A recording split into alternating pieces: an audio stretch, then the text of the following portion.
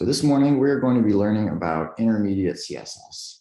So previously on Friday, we learned just the basics, what is an element and a tag, classes and IDs, just some basic terminology.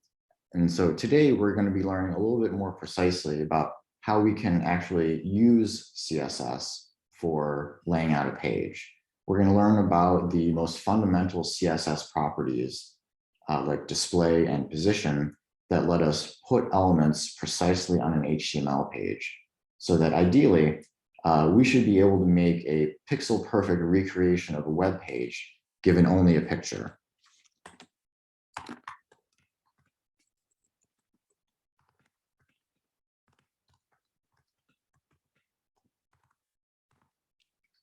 So most fundamental CSS properties, or at least the ones I'm going to talk about today, are display, position.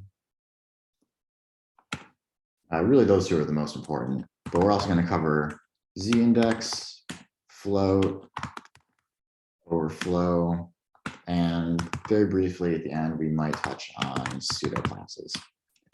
So this is a short list of today's topics, mostly talking about the first two, honestly. Those are by far the most important CSS properties. And, like we've seen, there are, maybe hundreds of them, a couple hundred or something, but a lot of them are not very interesting, or they're very niche. You won't use them often. These are the properties that you need to have a solid grasp on how they work mechanically in order to, do anything in CSS, laying out a page.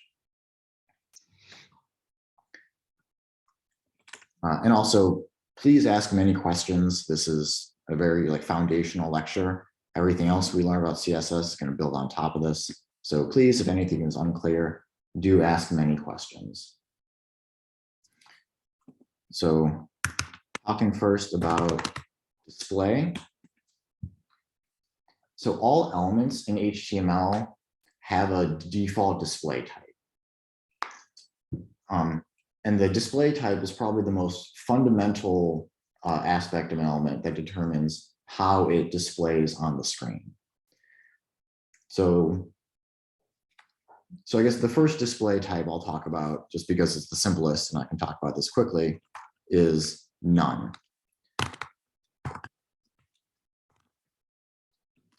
An element with display none doesn't actually appear in the document at all. It doesn't take up space. You can't interact with it.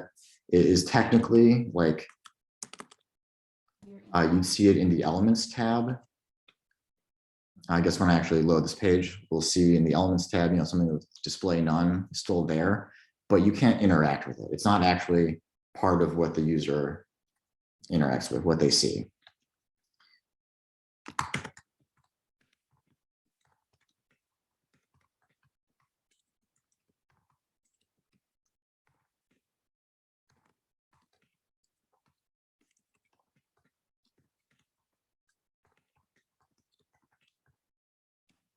Okay, so I just want to get that out of the way.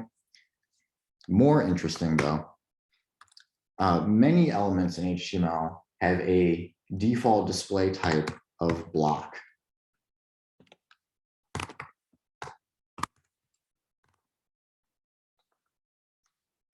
So a block level element takes up the full width of the page with a line break before and after.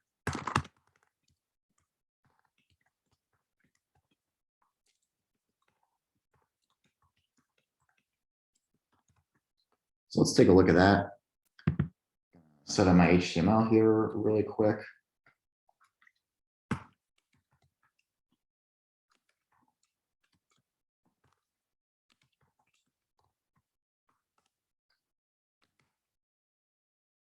So who can remind me, someone that's not Skylar or Justin, how do I include this CSS file into my HTML file?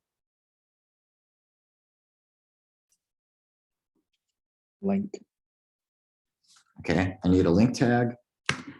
What attributes does my link tag need? href. Okay. So the href is going to have to be a link to the CSS file. Not src, it's href. Easy to get those confused. What else do I need here?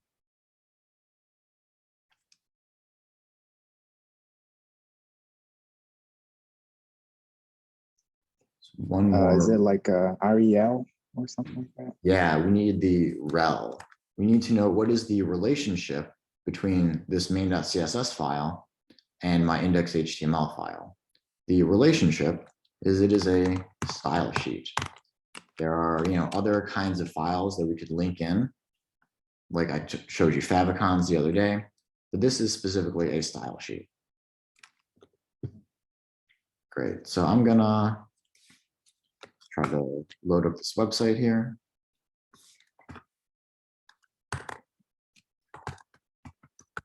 Again, I'm just using Python to create a quick little HTTP server. It's running on port 8000. So let's see what that looks like. Go localhost 8000, got this big old white screen, not much going on. I'm gonna open my inspector, because that's the only way to know what's going on under the hood in my website. No errors. So I'm not seeing a whole lot. I'm gonna try to just change the background color of this website, just to see if I can see anything, make sure that this CSS file is actually linked in. So can anyone just remind me real quick, if I want to change the background color of the body, how do I do that here?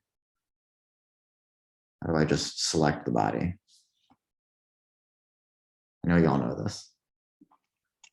Shouldn't it just be background color and then the indexes for RGB or the numbers? Just like this? Yeah. Well, no, I mean, yeah, that looks about right. But then you put in the numbers. Okay, sure. Am I missing something here, Evan? Yeah, you got to do like body and then your curly braces before background color. Yeah, we got to specify what we're styling. So if we want to select just an HTML element, that's really simple. We just name it. So I'm going to say body, and then a bunch of rules inside these curly braces that will be applied to this selector. Great. So I've changed the background color. So it looks like my CSS file and my HTML file are linked in together. So we can continue now.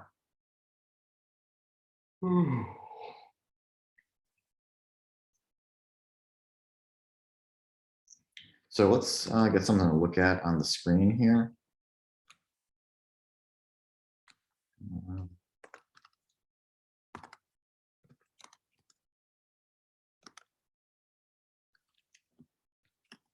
Sorry, I just didn't want it to be like so blue.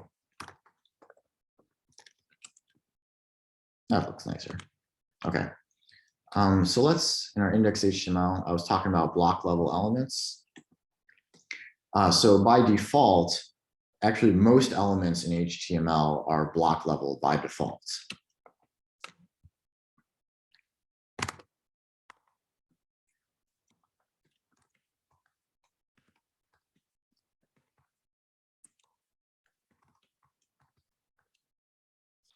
So for example, div,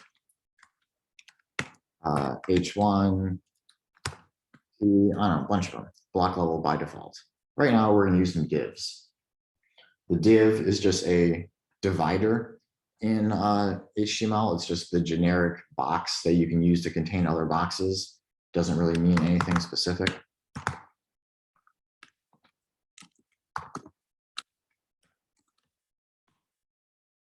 So we've got a div, called it boxes, because I'm going to put a bunch more boxes inside of here.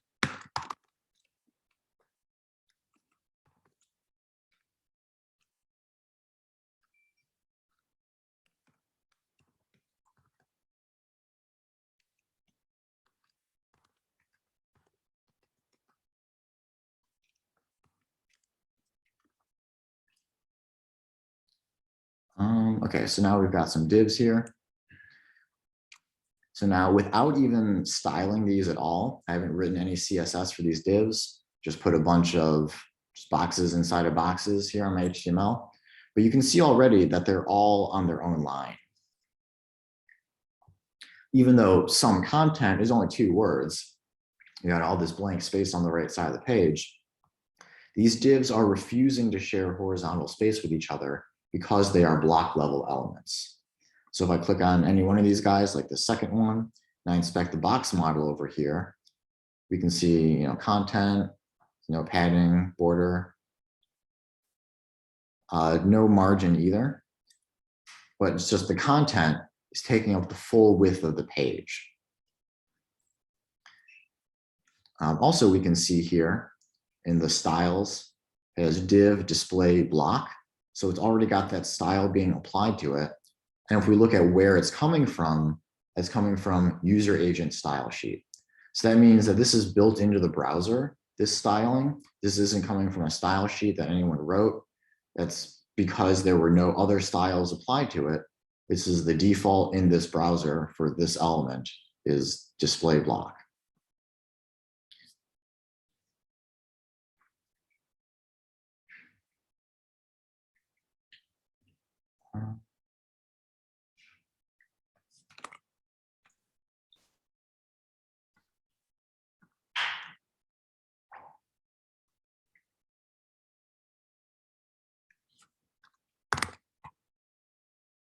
I have a question.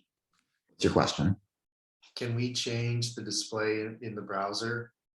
Can we play with it in DevTools and see what it looks like when we change it?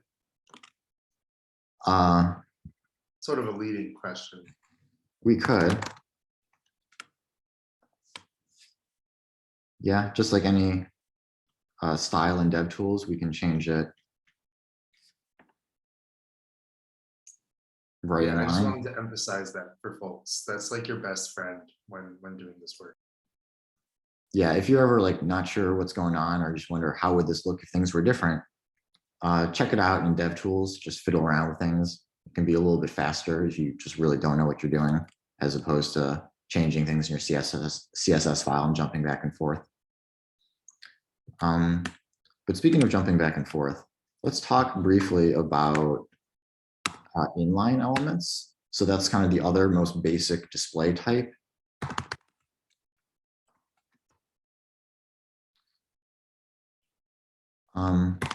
Actually, no, before we get there,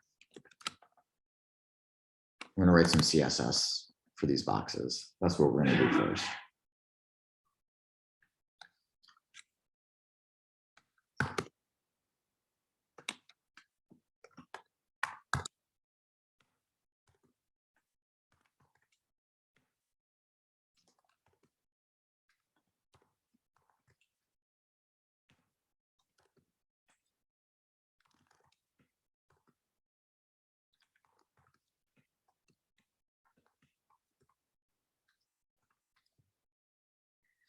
Okay, so now among other things, I've set a width of 100 pixels to our box class. Now, all of these divs here have the class box. So in theory, these styles should apply to each of these divs, right? Right? Makes sense? Cool. So now when I refresh the page, what are we expecting to see? How is that going to change our content? Given that I set the width of each of these boxes to 100 pixels.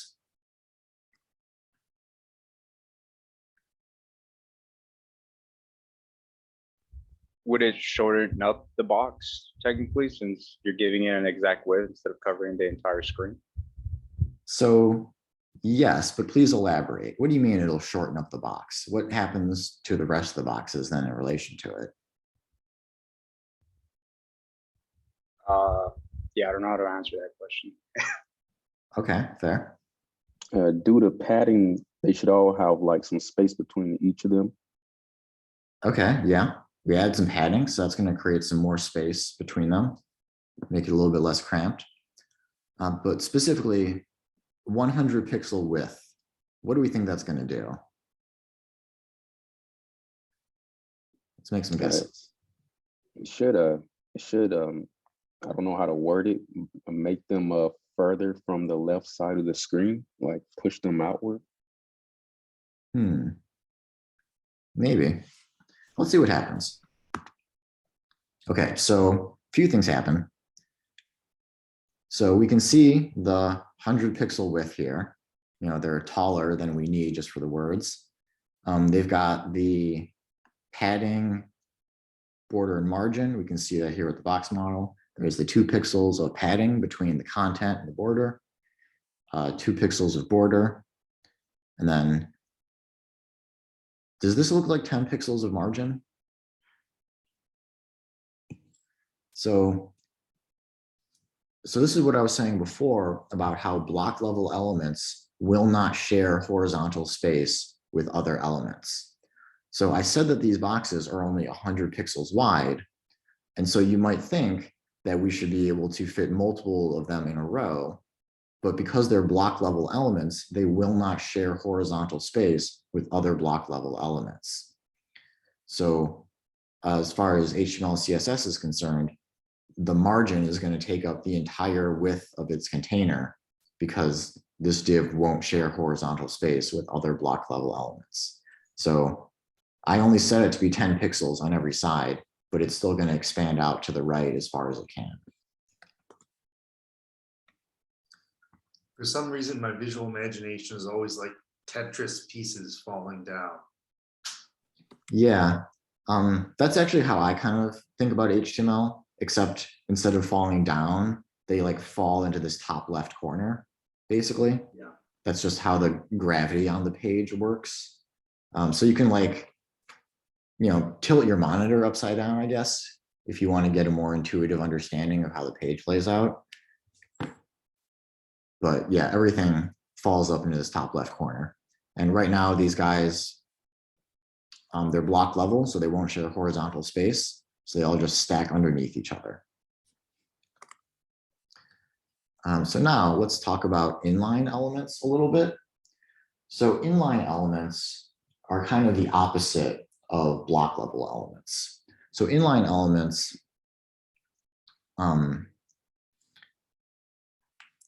they neatly wrap the content that they are placed around. They neatly wrap their children.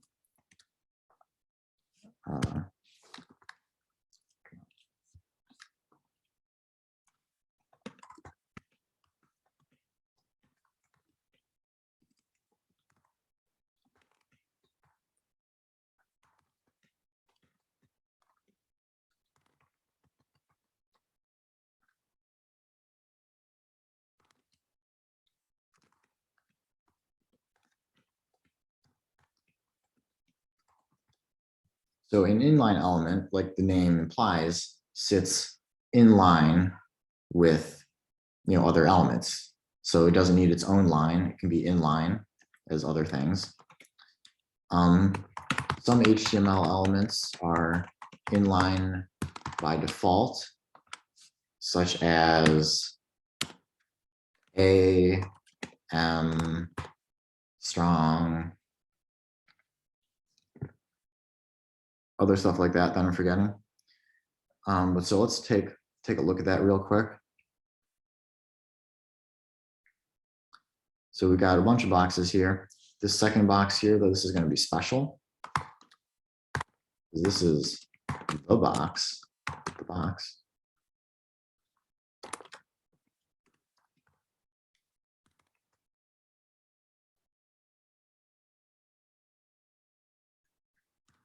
So this one has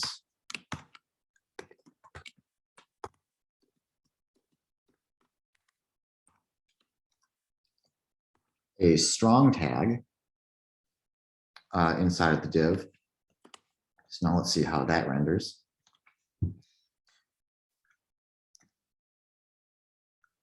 All right, so just this one box, the box has this strong tag inside of it, wrapping its content.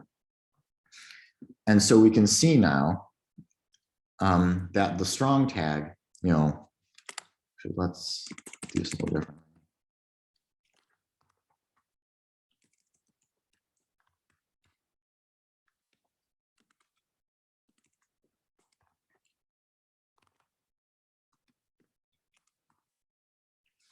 So the strong tag now is neatly wrapping around this word content, not on the word some, just on the word content.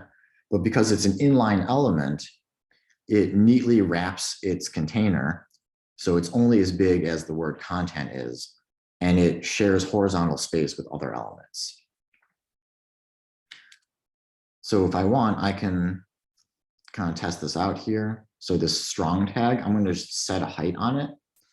We'll say height, I don't know, 300 pixels, whatever.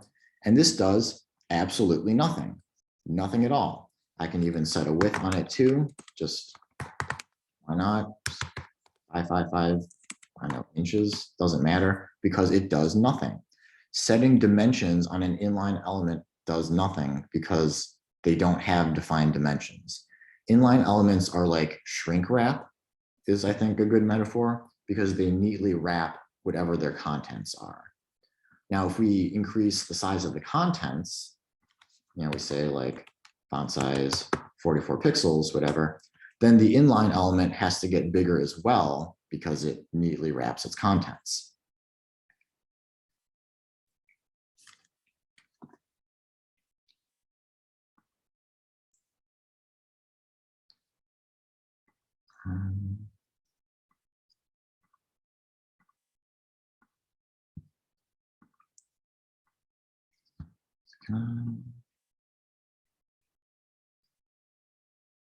Okay, yeah, in the inspector, next to where it says strong in that little pop-up, you can see the dimensions of this element, 50.66 by 18.5. And you know, I can set the width to be anything I want. And I hover over this element again, and it still says the exact same dimensions, 50.66 by 18.5. Setting the dimensions in the inspector does nothing to inline elements.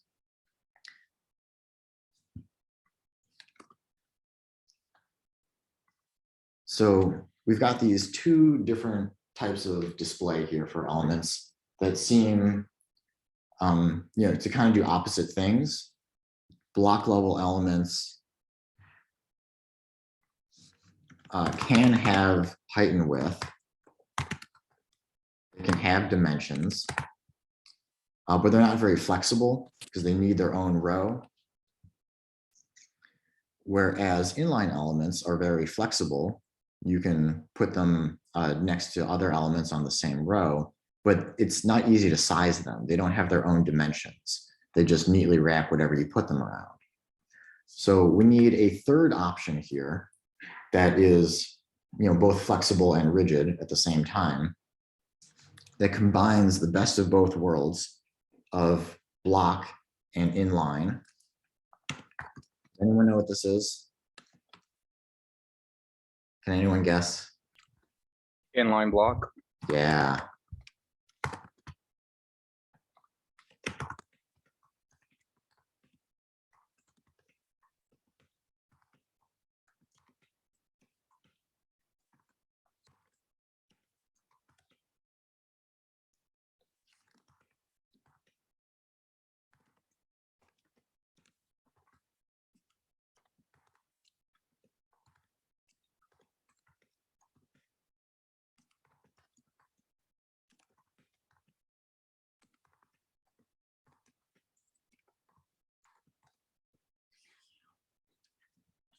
So by default, not very many HTML elements are inline block. So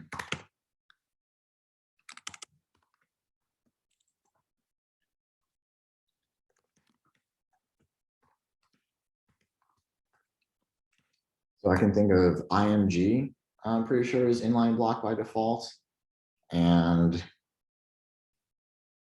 maybe Canvas, not many. The point is that you will often have to manually set elements to inline block. That oftentimes when you're trying to lay out your page, the first thing that you're going to need to do is set display inline block for elements so that you can, you know, place them flexibly around the page as needed. So let's go to our main.css. We're going to add one more style rule here. Display inline block. Amazing. So now we've got our boxes lined up horizontally.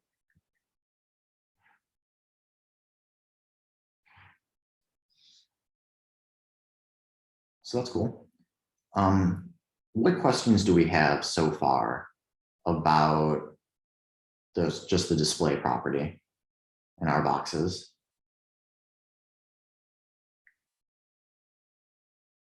No questions? If we minimize the window screen, does it like conform to the new size of the window? That's a great question. Yeah. So by the way that elements naturally flow in the document, it needs to resize based on the size of the window. If I was setting a fixed width, like I said that, you know, the boxes had to be 1,000 pixels wide, then it might clip out of the side of the screen when I make the window too narrow. But if I'm not explicitly setting widths on things, then yeah, everything will reflow to accommodate the size of the window.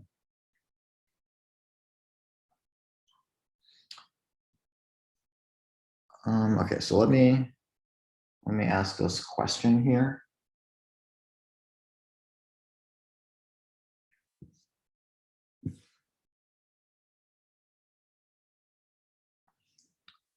So I'm going to resize the window here. So you can see the width of the window in the top right corner. It's 780, 800 pixels. Wait, hold on, I gotta. Okay, I was like really far zoomed in.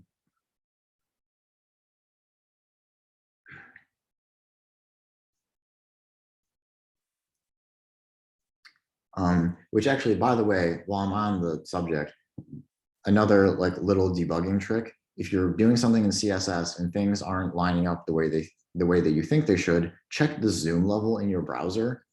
I don't know. I guess I always like things to be just like 1 or 2 font sizes bigger than most people. So I just very commonly will have my zoom set to like 110%, 125%.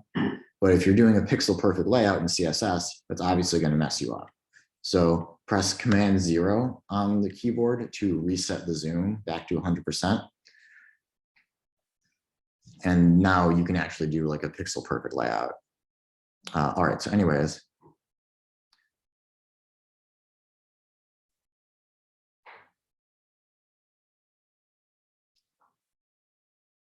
I'm trying to get this to exactly 1,000 pixels.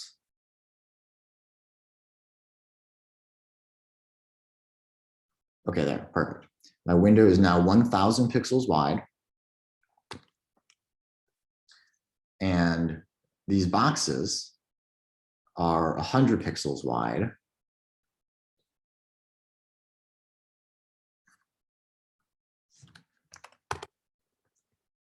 We've got like, 15 or 20 of them, 20 or 30 of them. So let's just do some math. How many boxes should I be able to fit in one row?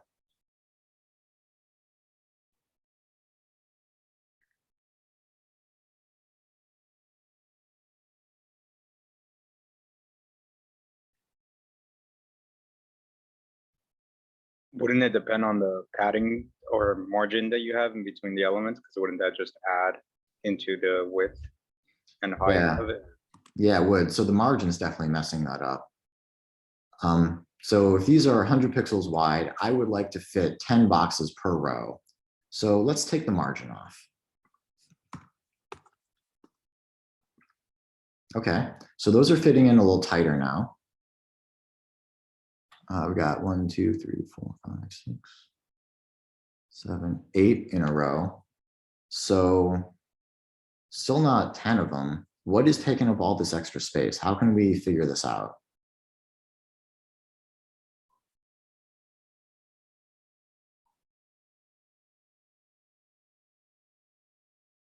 Pardon? Can you go back to your CSS so we can kind of look at what's going on? Mm-hmm.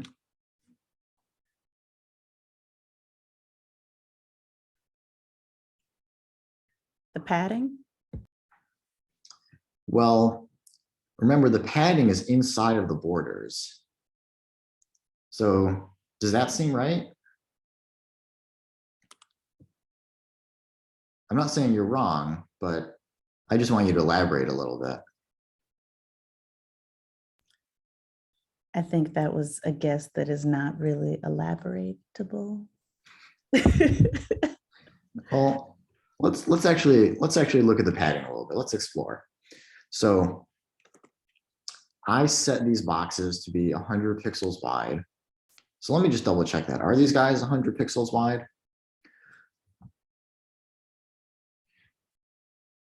So it looks like my inspector is telling me something different.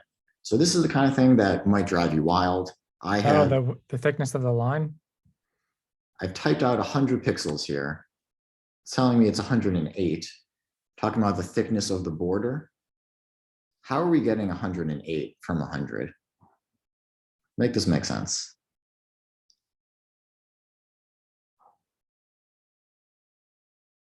Does anybody have any hunches? Where is this extra 8 pixels coming from? Well, if for some reason the padding and the border were included, that would add 4 on either side. Yeah, that would add 4 on either side.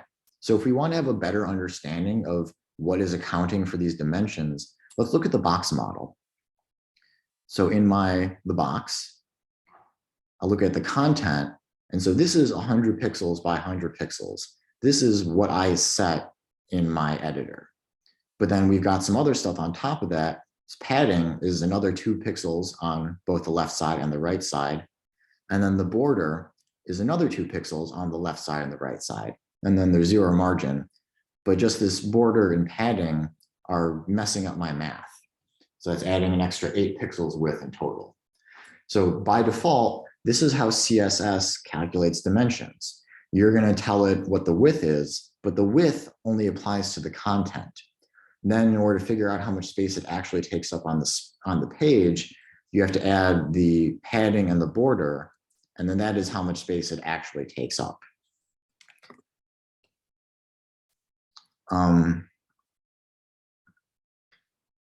Now, many people think that this is just insane and is no way to build a layout, and they want CSS to work differently.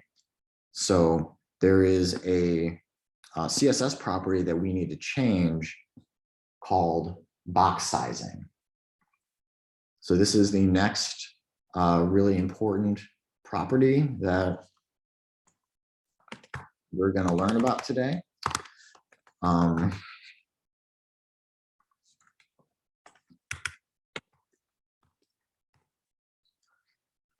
So box sizing lets you define what counts as width.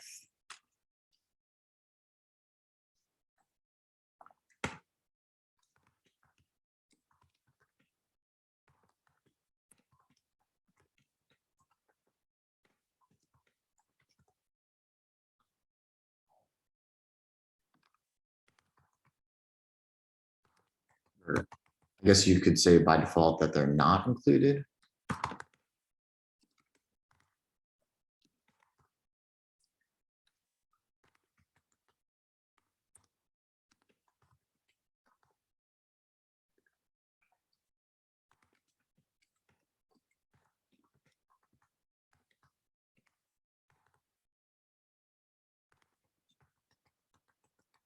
So this is how widths are calculated in CSS when you set, it's called box sizing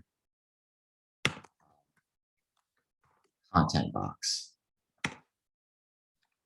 That's the value of box sizing. Let's see if actually we can see that in here.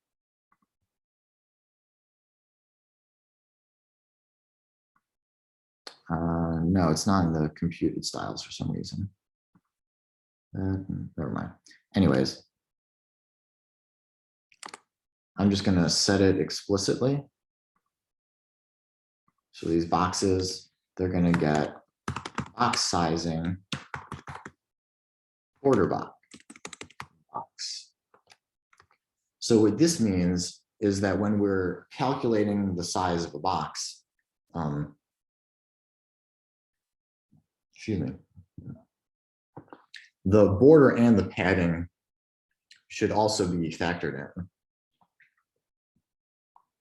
So what this means is that if I set width to 100, then no matter what the border and padding are, this div is going to take up 100 pixels of width because the padding and the border are automatically factored into this 100 pixels of width.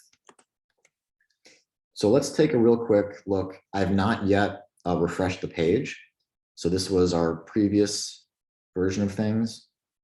If we take the border here and I just scroll that up, you can see that it like messes up our layout. Like all of the boxes are getting bigger. And as the border increases, we can fit fewer of them into one row.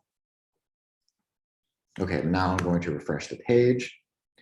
Now you can see we have box sizing border box has been set. So I'm going to do a similar thing again. I'm going to select the border here and then increase it. But you notice now it behaves a little bit differently. Now, when you increase the border, it squeezes in the content so that the total width of the box remains the same. So previously, increasing the border increased the total width of the box. But now, by saying box sizing border box, I've specified that the width should be the total width of the box, including border and padding. So in order to increase the border and keep the width the same, the content has to become smaller. Same thing for the padding. If I increase the padding, that just squeezes the content in because the box itself, including the padding and border, cannot be more than 100 pixels wide. I just want to add that I always get confused by this stuff and have to look it up again when doing it, unless you're doing like a lot of CSS continuously, then you kind of remember it. And then you forget when you do something else and have to look it up again. And I also want to add, it's surprising how useful these options are when like doing different kinds of layout with single page apps. It seems kind of strange, but I've definitely run into situations using both variations. Mm-hmm. So honestly, I really just use border box for everything in all cases. This is one that I don't think too hard about. It's just because it's not the default value. Thought I should mention it. It's very common, like when you're working with frameworks like Twitter Bootstrap, that among the many things that the framework does for you is that it will by default set box sizing border box on all elements. That just a lot of people think that that's a more sensible default value. And so they'll just set that for all elements. And I've never, found a reason to change it back to content box or margin box or anything else. Border box generally behaves the way I expect widths and sizes to work. So I keep it there. But for sure, you can have a problem where if you do all of your CSS with a specific framework, and then you just think that that's the default of how CSS works, when you actually try to write vanilla CSS without a framework, and you forget like how box sizing works, you might be really surprised because it's like you thought you knew CSS, and then suddenly things are working totally differently in this really fundamental way. So I just want to set a foundation here, make sure we all know that the default of CSS is not particularly useful, or at least it's not what we're usually going to want. And so most CSS frameworks are going to set box sizing border box as a new default for everything. Yeah, you're totally right. And that's really good advice. And when I had to mess with that, it was to solve specific problems.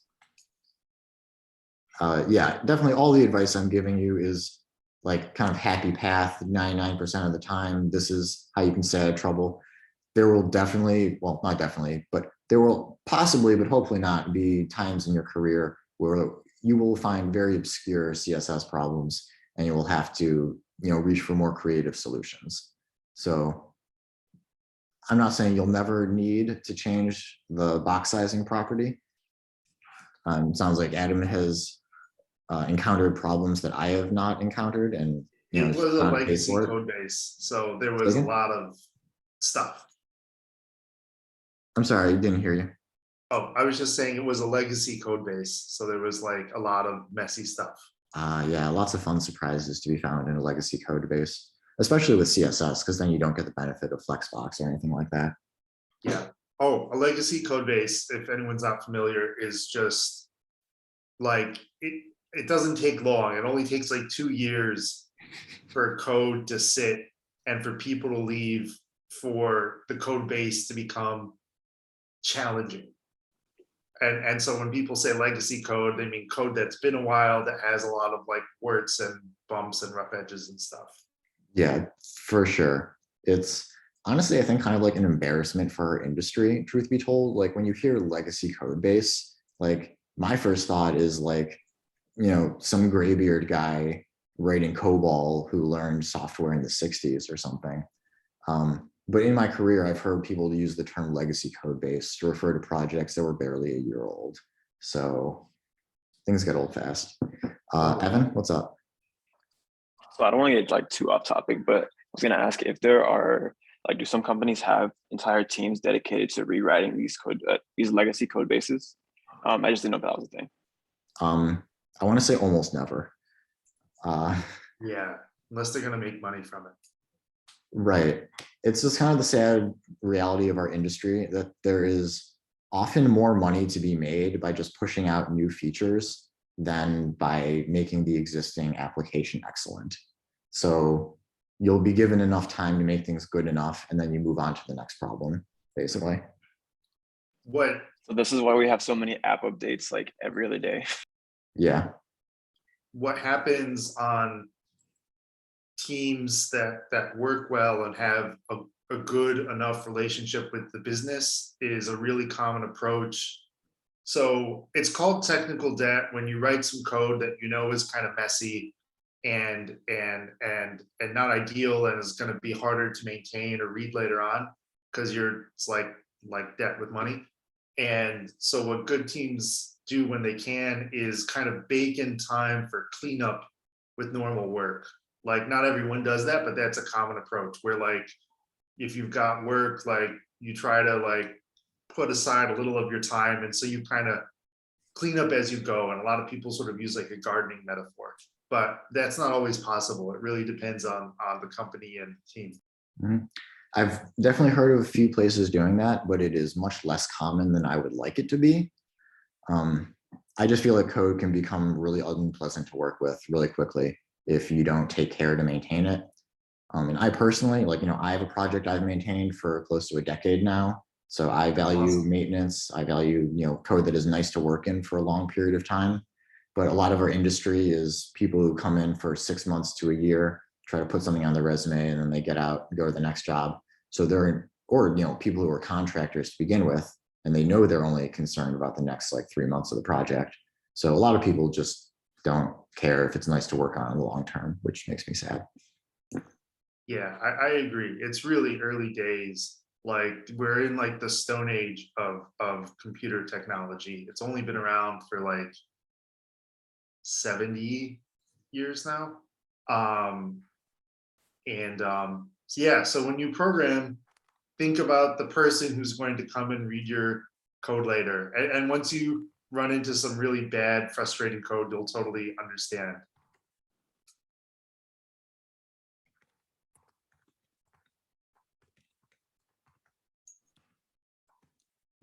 Sorry, that was a little bit of a tangent, but yeah, that was a good question, Evan.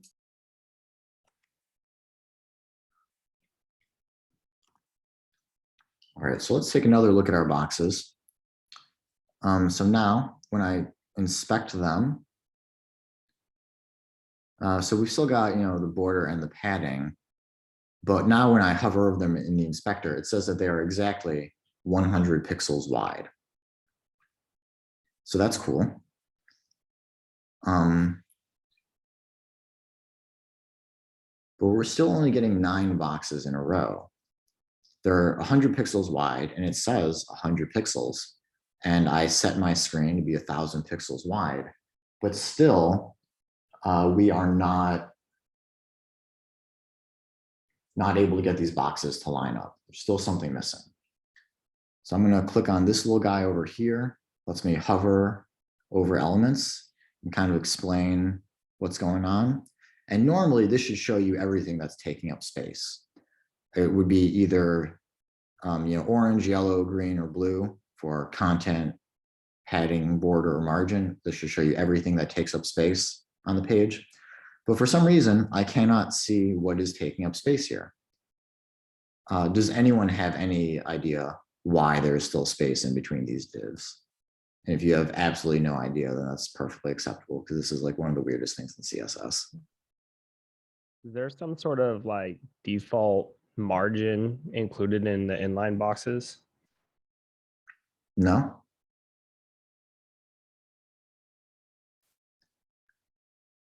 People want to take any other guesses? You're all going to be wrong, but I love hearing them.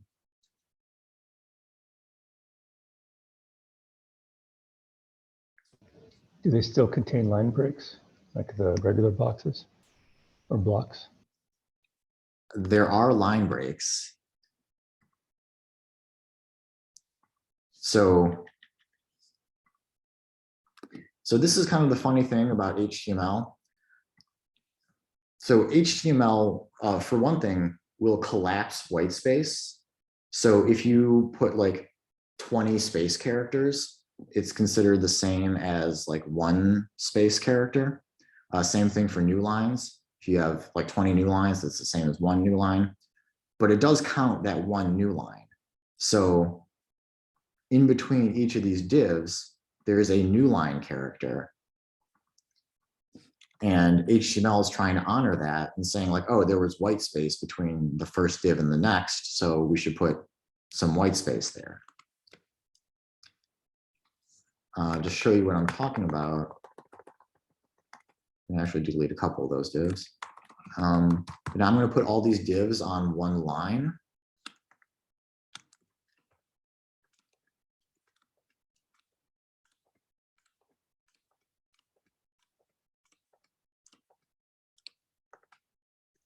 And you see, as I'm putting them all on one line, I'm also deleting this space between them.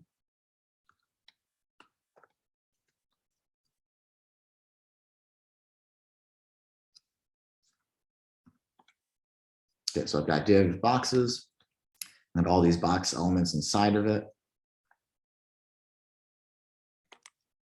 Now, when I refresh the page,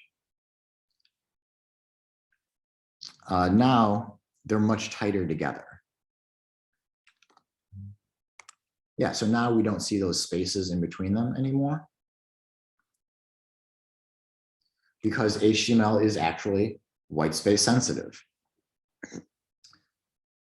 So that is kind of insane.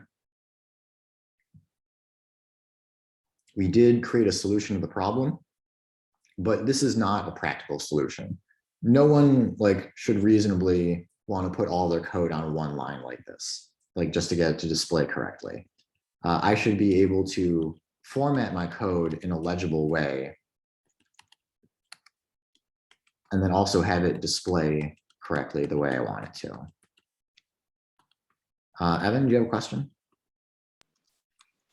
Yeah, so before you kind of went back to the way it was still only showing 9. Was that because in your parent div class, that had technically new line elements? Is that why it was doing that?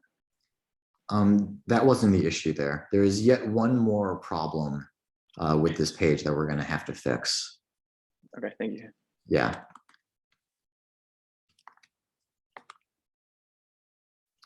Okay, so another way that we can address this problem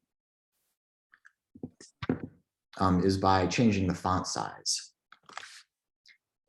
So the space in between all these divs here is based on our font size in CSS. So if I want that space to go away, I can just set, where are we, hash boxes, how do I spell that? Or no, hash boxes. Set font size 0. Okay, great. So we solved the problem. There's no more spaces between our boxes. But what other problem have we caused now? Our text disappeared. It did. Do we have any hunch as to why that has happened? It can no longer fit inside the space, the box.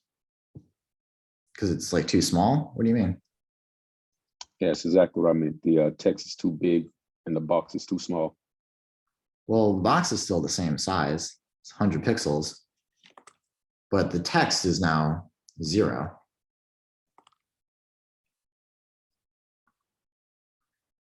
So it's not very big at all. Yeah, font size, 0 pixels. So it's taking on that 0 pixels for everything. So we need to put a localized. Yeah. Yes. So now normally CSS properties are not inherited. Normally, if you apply some style to a parent element, it doesn't automatically apply that style to the child element. The exception for that, though, is for font-related properties. If you set a font size or color or line height, something relating to fonts on a parent element, by default, the children will inherit that. So we can see here, div class equals box.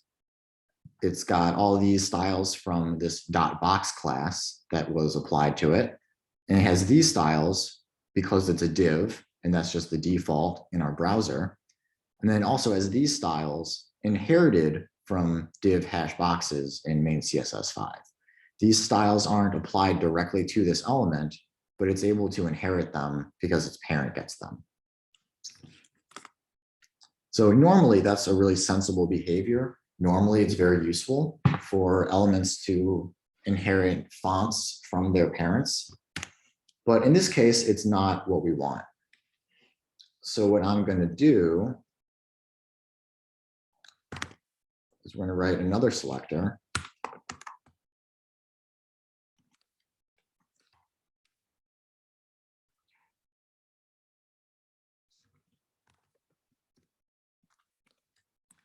So this, well, actually, can anyone just tell me real quick, what am I selecting here?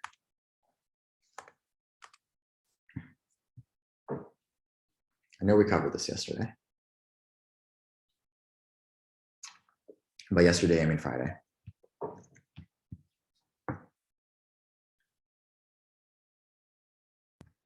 Is it all the children inside the boxes division? Yeah.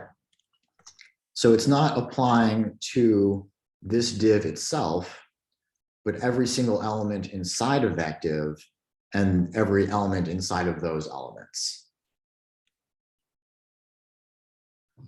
So here, we're going to get set font size, not even going to set any specific value, just initial. Just set it back to what it would have been by default before we had set it to something.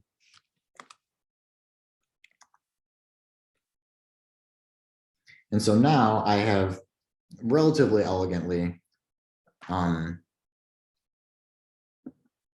set the font size to 0 for this boxes div, just to get rid of our display bug. And then I've set the font size back to initial for all of its children so that they'll have whatever font they were supposed to have normally. So what's the reasoning for doing the boxes star to apply it versus just putting it in the dot box section with all the other specifics? Because there might be other things inside of boxes beyond just dot box. There might be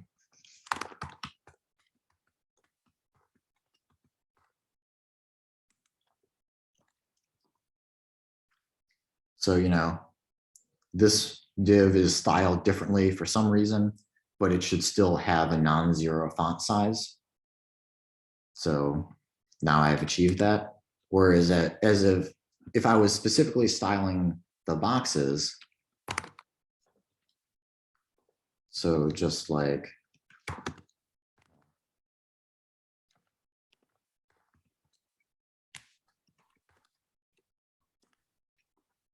So this way, it doesn't apply to this other guy. I'm only applying this one specific class. Okay, got it. So whatever is inside of, wait, hang on. Yeah, so whatever is inside of hash boxes, it's getting its font size set back to initial. Evan?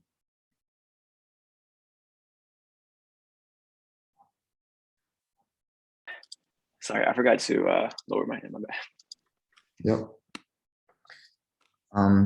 So now this problem is not going to come up like every day. So, you know, some people get pretty deep into CSS without ever knowing that this exists. But if you ever encounter this problem and you don't know why, you're going to have a heck of a time debugging it on your own, unless you know that white space in HTML like actually takes up space.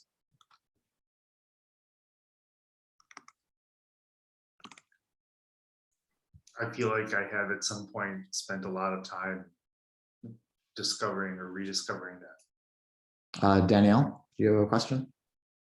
Yeah, just to like try to fit that idea in my head. What you're doing is lowering the font of the space character you're having? Right. Okay. It's a little hacky. Yeah. That's CSS. Oh, that's cool. Yeah. Right. So another thing, just to kind of illustrate the point I was making, I've got this word some, and then there's a space, oopsies, before the strong tag. So that makes it, oops, display normally with a space.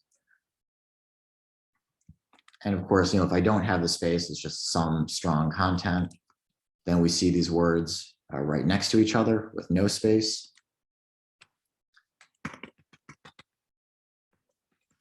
I put a whole bunch of spaces in there.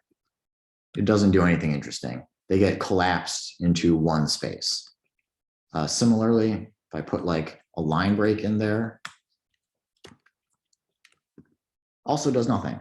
The line break and all the spaces get collapsed into one space. So HTML like does kind of care about white space, but to the extent that is there 0 white space or more than 0 white space? That's the only distinction that HTML is going to really make. I think it's kind of weird. I don't know why it works this way.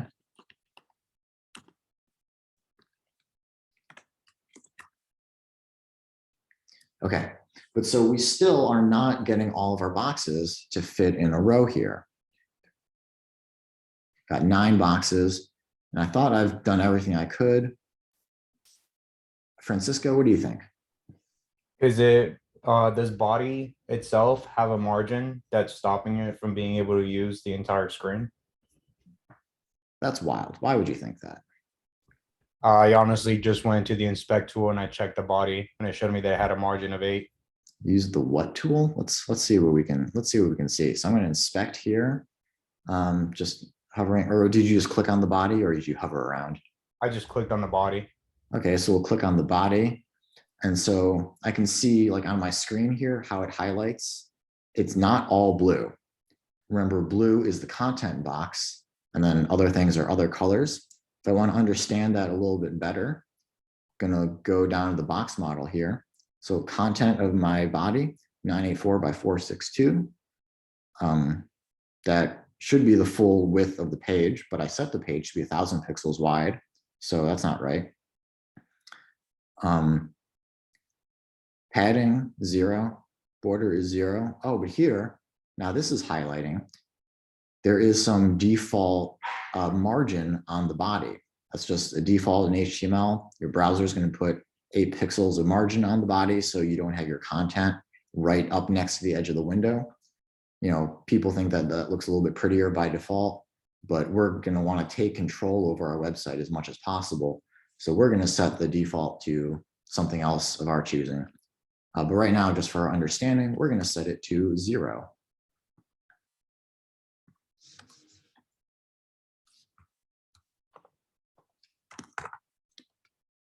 Margin 0. And note when it's 0, I don't even put units. It doesn't really matter if it's 0 inches, pixels, centimeters, yards, or whatever, because we have none of them. All CSS units are like absolute, where 0 is 0, pretty sure. So that's why I'm omitting the unit in these cases. All right, there, amazing. Finally, 1, 2, 3, 4, 5, 6, 7, 8, 9, 10 divs all in a row in my 1000 pixel screen. We did it. Congratulations, you guys. Now we can start writing code. Right. So yeah, that's as much as I have to say about the display property. We're going to take a break in a minute and then talk about the position property and then some other CSS stuff too. But yeah, that's all you need to know about CSS to get things to line up without spaces. And honestly, this would have been a little bit easier, maybe I think if we used Flexbox. And so we're going to see that later on. But it is important that you understand just the basics of layout, what takes up space on the page, how to inspect things and whatnot. Evan, do you have a question? Yeah, super quick. If you set something equal to like negative pixels, like you wanted them to collapse in on each other for some reason, would that work or no?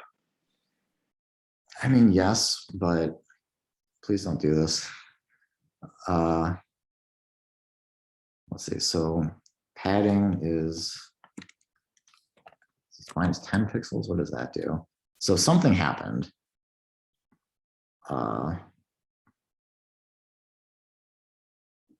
What? You got text outside of the box in the bottom left.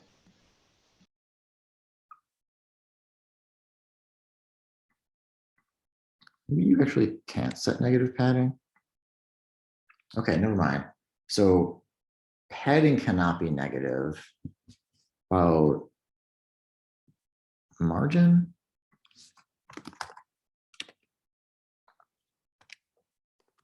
Okay, yeah, so you can set negative margins. So normally the margin pushes an element away from other elements. Having a negative margin will make it like pulled in towards other elements. So I guess you can set negative margin. Can we have negative height?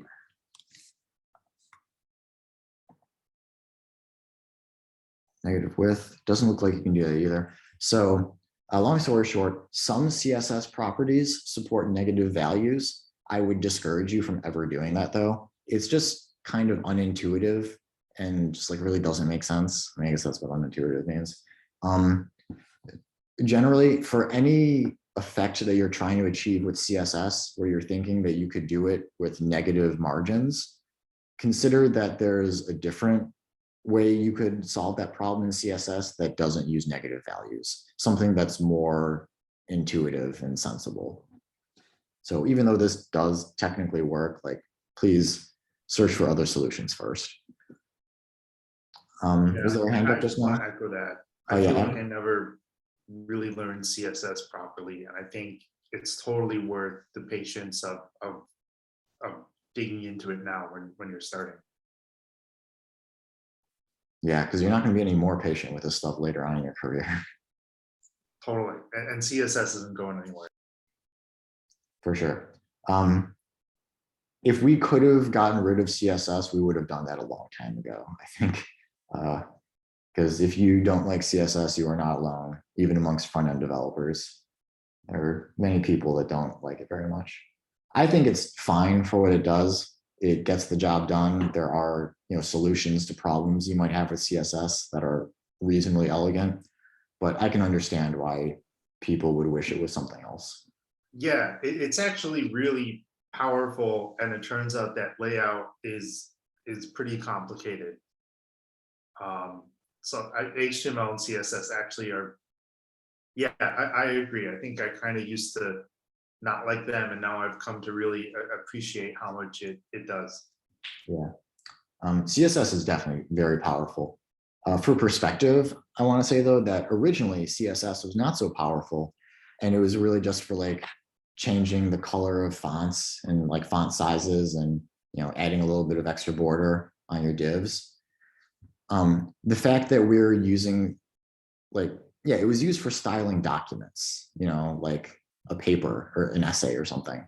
The fact that we're using CSS nowadays for like positioning and animating elements on interactive applications is just so far beyond what it was originally intended for. So it shouldn't surprise you that many of the things we try to do with CSS seem a little bit inelegant, because the system just kind of evolved organically from something that was intended for a much smaller problem. Totally. Yeah. I feel like one day it's almost, it's not quite like this now, but like CSS and JavaScript are sort of going to become like assembly language. Like there are going to be all these technologies built on top of them that are what people normally interact with, and you don't always go so deep. You sort of see that with frameworks. Like if you go all in with Twitter Bootstrap, you know, yeah, like the web was meant for like static text documents and has transformed into this wild thing. Yeah, for sure.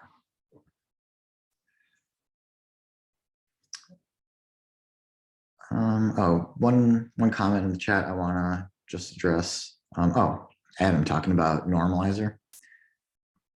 Yeah, So, sorry if that was a little tangential. Justin had a good point. He was saying before we get started with CSS, we have to undo all this stuff. yeah, because a lot of the defaults, are not very desirable, and especially the defaults between browsers can be inconsistent. So normalization is basically setting one set of sensible default styles for every element, so you can guarantee that everything is going to look decent in every browser without you having to manually style everything individually. But when we get to Bootstrap, normalization is actually included in Bootstrap. So that's one of the many favors Bootstrap is going to do for you. So that's pretty handy. Justin, did you have your hand up? Yeah, you mentioned the Bootstrap thing. I was going to ask if there was some sort of like if we could, what's the word I'm looking for? If there's like a wrap,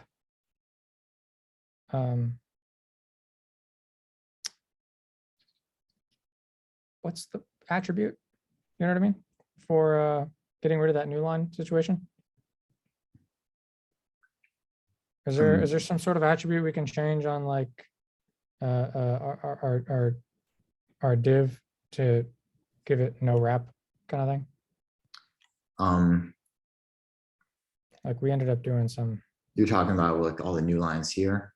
Yeah.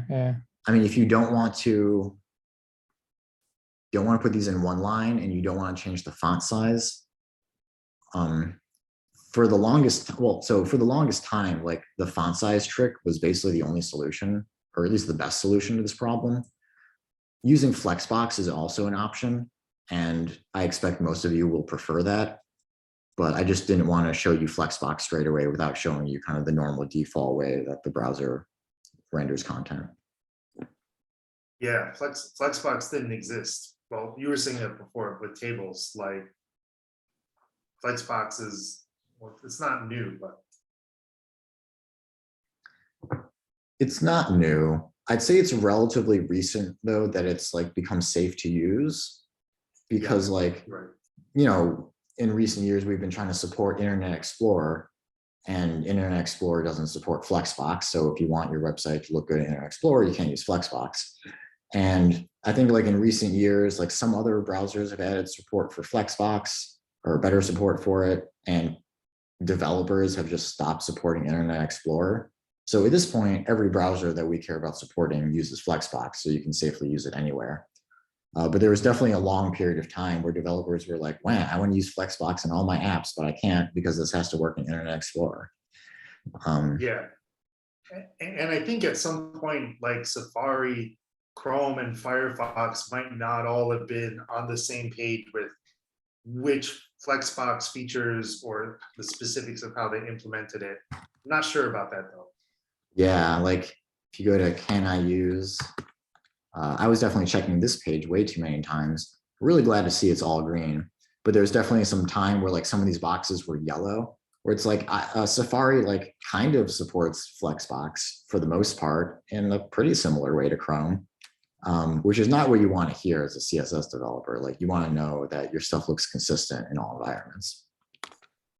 Yeah, Safari, I think, still has some like weird edge case CSS differences. Actually, folks, a fun fact I remember learning on an iPhone, when you use Chrome, it's not really Chrome. It's actually Safari, the Safari JavaScript virtual machine, and the Safari like rendering engine and CSS rules, because Apple really kind of controls stuff.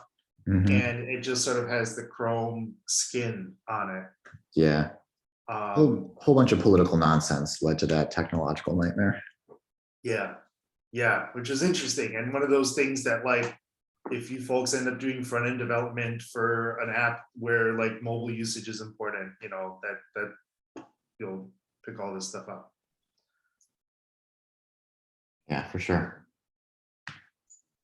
Yeah, that was a total tangent. I just always think that's fascinating. So, all right. So at this point, I think I'm out of tangents. Do people have any more questions before we take a break? Questions?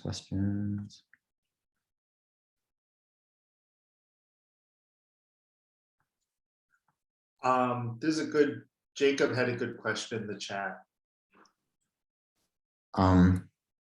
Display flex is the start of Flexbox. There's more to it.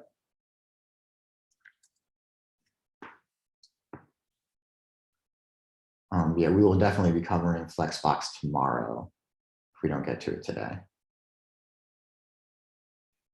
So yeah, it looks like we don't have any more questions at the moment. So let's take a 10-ish minute break, come back at 10:40, and we're going to talk about the position property.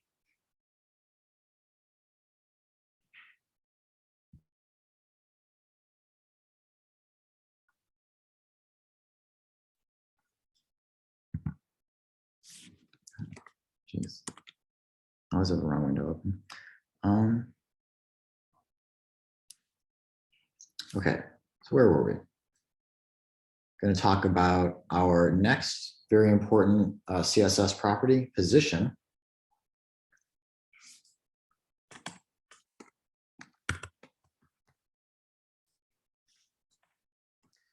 So position, this is going to be probably one of the more tricky, more complex CSS properties we talk about, in part because I think that the different properties for position are kind of poorly named, a little unintuitive, what actually does what.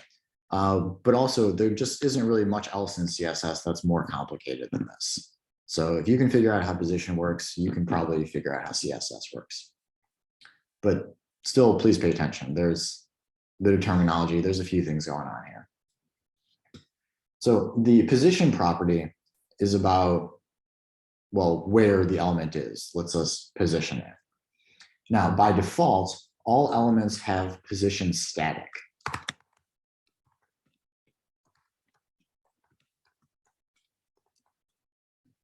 Which means that they are subject to the normal document flow, which we've been learning about today. So that's just regular HTML elements. If you don't set position on them, they've got position static. So everything we've been learning about today so far applies to position static.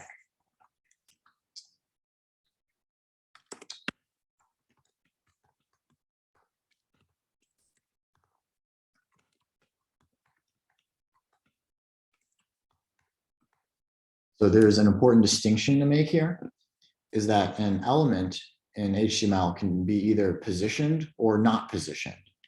If it has the value of position static, we say it is not positioned.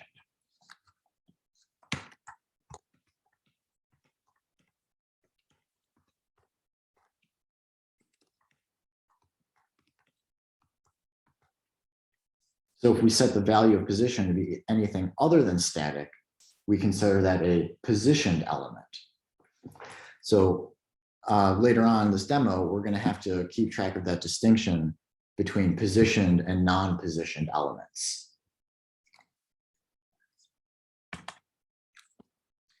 So the next simplest value for position is relative.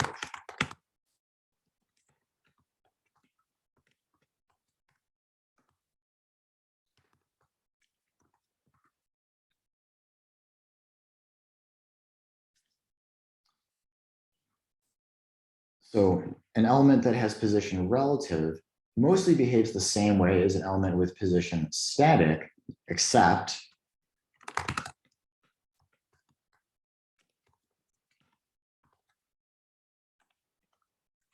so for one thing, an element with position relative is technically positioned.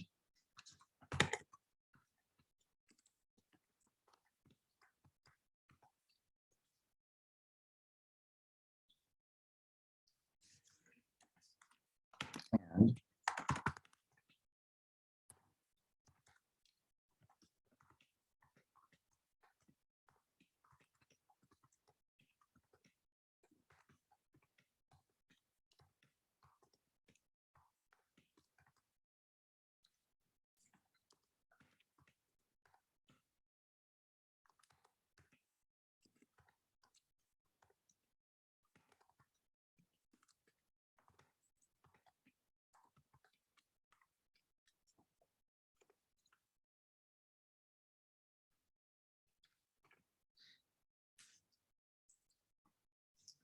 so I've got a bunch of boxes here. This one is special, the box. Let's style it.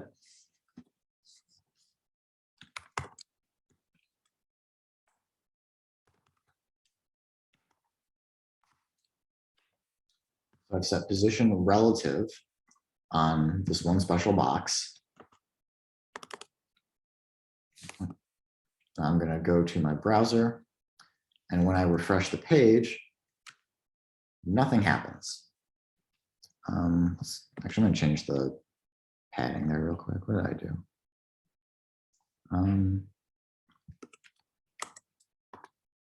There we go. That's what I was trying to do. Okay.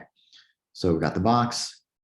He has position relative, but as far as I can tell, this isn't doing anything. So I can even check this box, uncheck it. I can't see any changes on the screen. By itself, position relative doesn't do anything.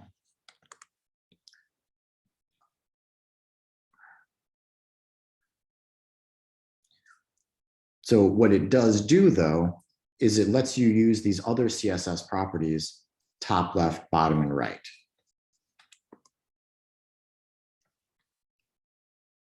So I've got my class here, the box, it has position relative.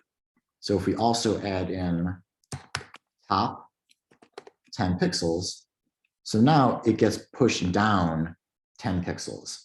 So I think of this as like the direction you're pushing it from, push it from the top towards the bottom, 10 pixels. And we can scroll that up, make that a little bit bigger.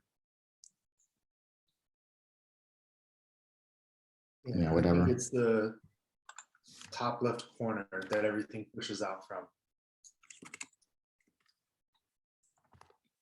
We can set like left 30 pixels, and that pushes it to the right from the left. And I could also set right. And that's going to push it to the left from its right side. But it's important to note, though, that these properties, top, left, bottom, and right, they only work for positioned elements. So if I try to select one of these other guys, like this box here, and just say right 10,000 pixels, this does nothing. You cannot set top, left, bottom, right for non-positioned elements. So we all see what's going on here. Before I set top, left, bottom, or right, there's no difference between position static and position relative. They, take up space in the same place as they would normally. The only difference is that with position relative, I have these extra options that I can use these properties if I want to push it around.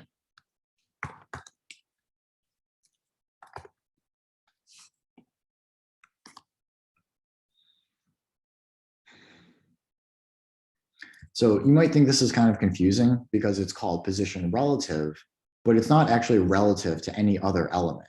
It's just relative to where it would be normally if you didn't position it.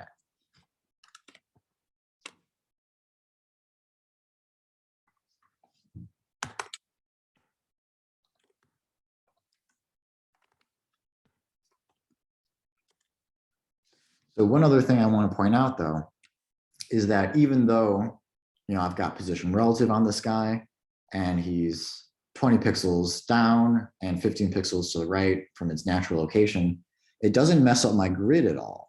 So all these other boxes are still perfectly lined up. I've still got 10 of these guys in my 1,000 pixel window. And, this guy's a little goofy. He's kind of floating off in space somewhere. But he still takes up space where he would normally. So that's another important thing, is that when you position an element using position relative, that only changes where it appears visually. It doesn't actually change how it takes up space on the screen, which is really nice because it makes it easier to think about. If you get your layout, that's 99%, everything is where you want it to be. There's just one element that's a little bit out of place. You want it just 1 pixel nudged over. But if you nudge it over that 1 pixel, it's going to mess up the rest of your layout and push everything out of place. This is an option you have to move just one element just visually to display somewhere else without actually changing how it takes up space in your grid. So just to reiterate, all these boxes are lined up perfectly in a grid. And as far as they're concerned, this guy is also lined up perfectly in the grid, taking up space right in between them. And it's just by using position relative and top and left, I can make it visually display somewhere else. But that doesn't change how the document flows.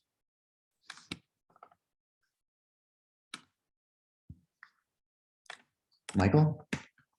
Yeah, I just had a question. So I was trying to mess with it a little bit, and I wanted to see what happened if I had top and bottom set to the same pixel. I was going to see if they would cancel each other out, but they don't. But also in the dev tools, usually when they want to prioritize the other, it gets crossed out. Like the one that doesn't take priority gets crossed out, but they're both it both says that they're in effect, but nothing happened with bottom.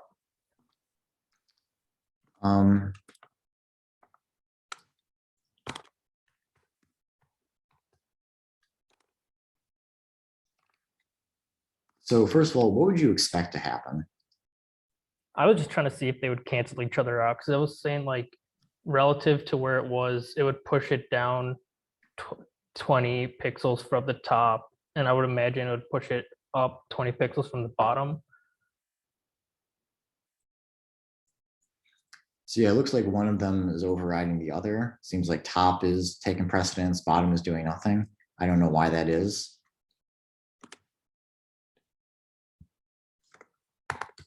We put them in the other order. Bottom still does nothing. So maybe top just has a higher priority than bottom. I don't really know. Conceptually, I don't think it makes any sense to use both top and bottom at the same time, or both left and right at the same time. It's just which side you want the position to be relative to.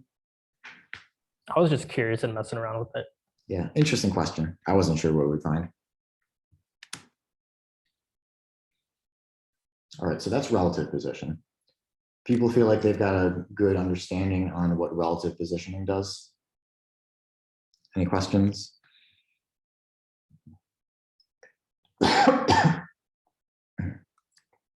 Excuse me. Nathan?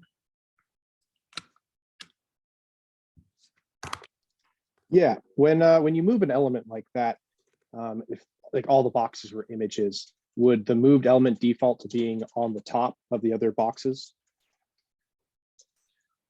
That's a good question. So that's about z-index, which I might cover very briefly at the end of this lecture. But yeah, imagine a coordinate plane, X and Y are horizontal and vertical. Z is the depth. So the z-index in CSS is how you control stacking of elements, just what's on top of what. but we'll get to that later on this morning. So I've made a whole bunch of other boxes here. Oh, not enough though.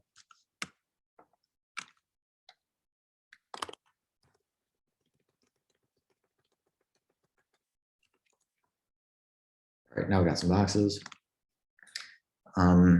So this guy, instead of position relative, we're making position fixed. So this is our next value for position.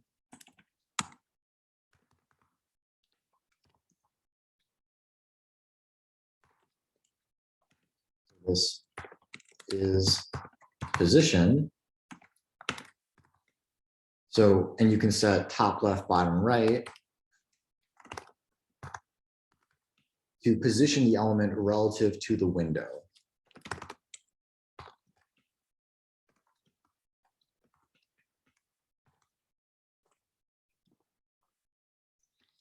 So now, this guy, the box, I set bottom 10 pixels. Wait, let's get out of here.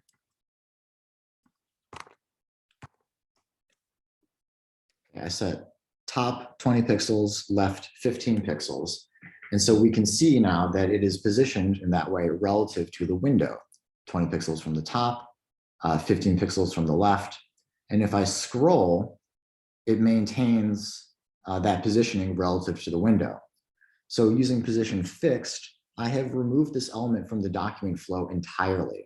Now, the place that it displays has nothing to do with where it is in the document. It doesn't even matter that it's inside of this div, the boxes, because it's not positioned relative to the boxes. It's not taking up space in this div. You know, if I look at this first div that's in my top left corner, if I look at this third div, it's in that second spot right after the top left corner, because this div, the box, is no longer taking up any space in my grid.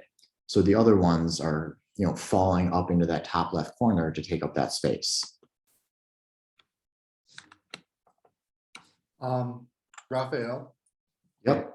Someone actually had a good question that this might be a good example for. They were wondering if you click, and with the click event, like with the example of the positioning, is it the visual area of where the div now is, or where it was in the flow? I think it's where it is. What I basically said is I would use the inspector to kind of see what it highlights. Did that make sense? I believe it's based on where it is visually. Yeah, I wasn't 100% either, but that was what I thought as well.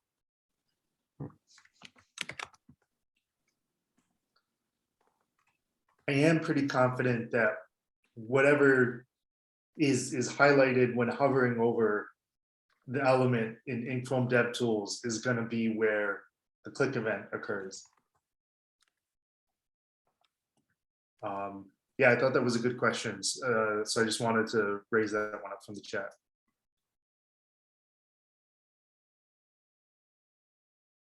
Apparently I forgot what the function signature is for add event listener. And I'm not sure if I want to actually spend more than 10 seconds on this.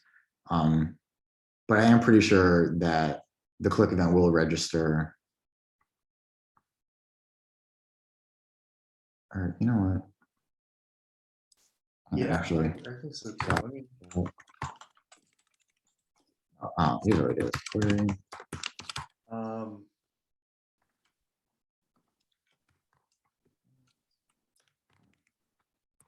This is how you do it.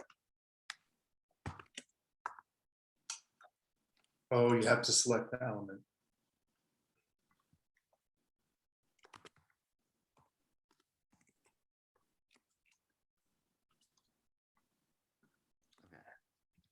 So this is looking a little bit far forward because we haven't covered event handling yet. But I just set up a really quick little event handler on the box so that it acknowledges when I click on it. So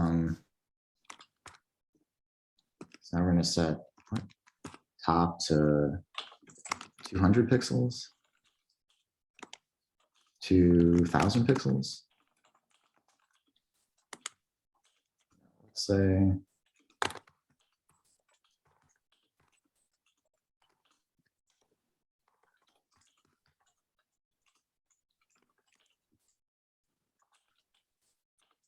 Okay.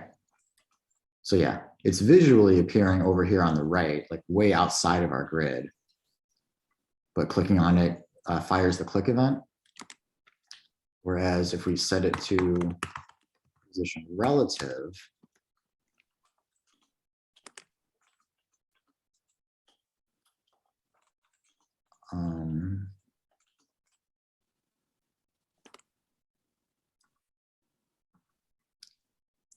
so yeah, now, yeah, it's the same story. So if I click on the space that it's taking up, so this like slot number 2, nothing happens. But if I click on the box itself, even the part that's overlapping with box 1, that fires the click event. So yeah, for user interactivity, the visual location of the element is what matters, not where it's taking up space. Nice. All right. So that's fixed position, pretty simple. It just goes exactly where you tell it to, and it no longer interacts with the rest of the document. So pretty simple to work with, but ideally you shouldn't be using this too often because it's super obnoxious. So, you know, like pop-up ads, subscription reminders, you know, all of the worst features of any website are going to be implemented with position fixed. So make sure you have a really good reason for using this. Otherwise, your users are probably not going to like your website very much. Any questions about position fixed before we move on to the last position value, which is going to be a little bit more complicated? Question. Okay. So let's look at what we got so far. So position fixed, these elements are relative to the window. Position static or position relative, you would think it's positioned relative to some other element because it's called position relative. But no, actually, these elements are positioned just with respect to themselves. Now we're going to get into position absolute, which is positioned relative to some other element. So this is why I think these names are kind of confusing. If I was the author of CSS, I would swap the names for position absolute and position relative. But Totally. Relative is absolute to the whole window. yeah, it feels more absolute because it's not relative to any other specific element. It's just, I mean, relative to the normal document flow. But to the extent that it's positioned, I think of that as being an absolute position. Whereas this is position absolute is specifically relative to another element.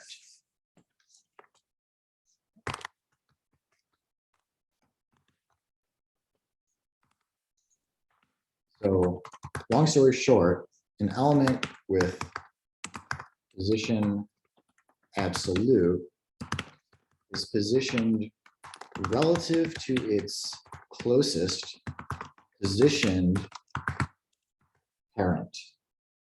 Now, in order to demonstrate this, I'm going to have to create some new HTML real quick.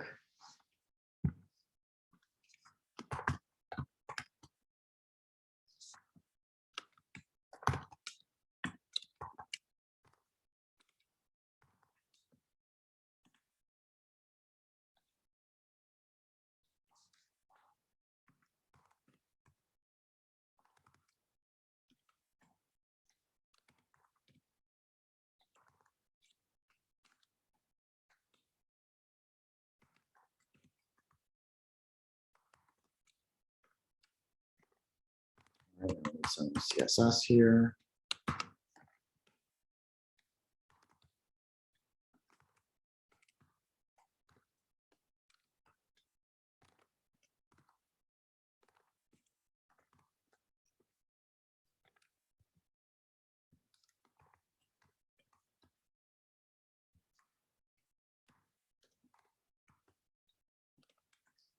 So we just got 3 nested divs here, an inner div, and a middle div, and an outer div. I'm gonna have to add some styles here just so we can see them a little more clearly.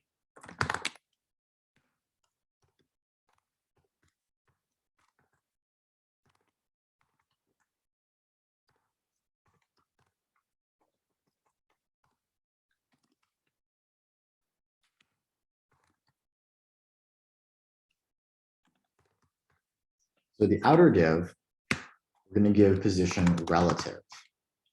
I'm not going to actually position it anywhere, but it has position relative. So it is technically positioned.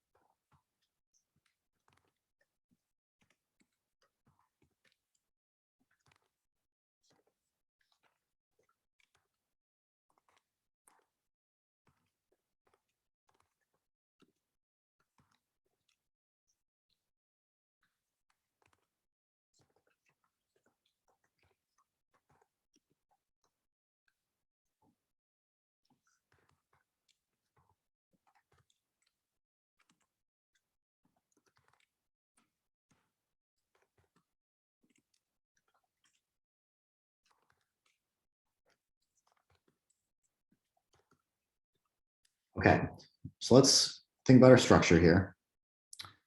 We've got outer, middle, inner. The outer div is position relative. The inner div is position absolute, and this is actually being actively positioned. The middle div is just a div. It's got height, width, and color. Other than that, not very exciting. So we're gonna crash out of that server. Well, so now my HTML file is called absolute.html. So let's close. You spell absolute wrong. I did.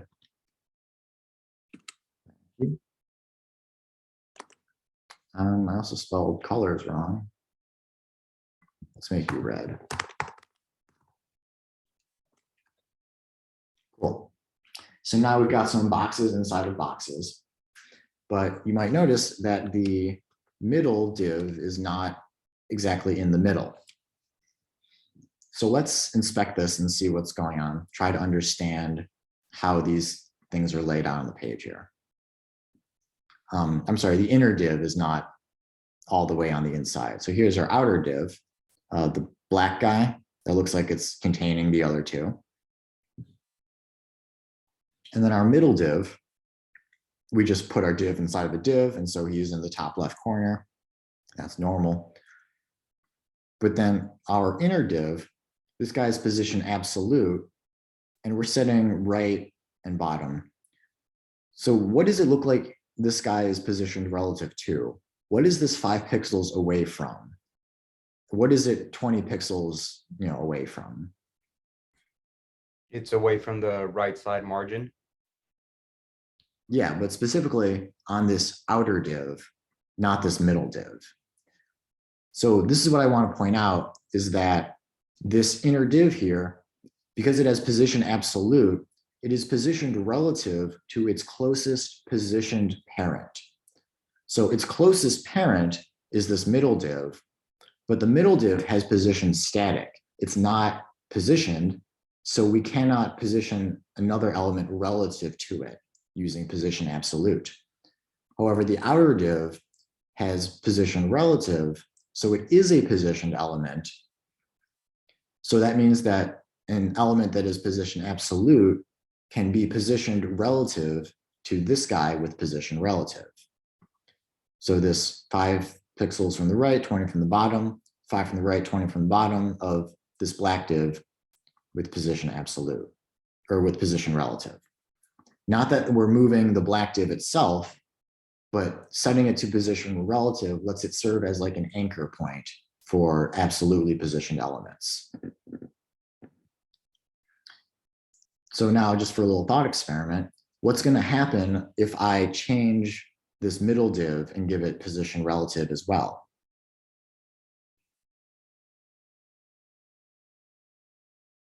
It'll move to be positioned to the, what color is that? Green? Mm-hmm. The green one. So it'll be in the bottom right green corner. Yeah, right over here. So without even setting top left, whatever on the middle div, just adding position relative, I'll just do it right here. It lets this middle div serve as an anchor point for our absolutely positioned div. And so now the outer div is also still relative position, but it's no longer the closest positioned parent because the middle div is closer and it is now positioned. So again, this inner div, it's got right 5 pixels, bottom 20 pixels. Now its closest positioned parent is this middle div, this green guy. So we can see it's 5 pixels from the right edge, 20 pixels from the bottom edge.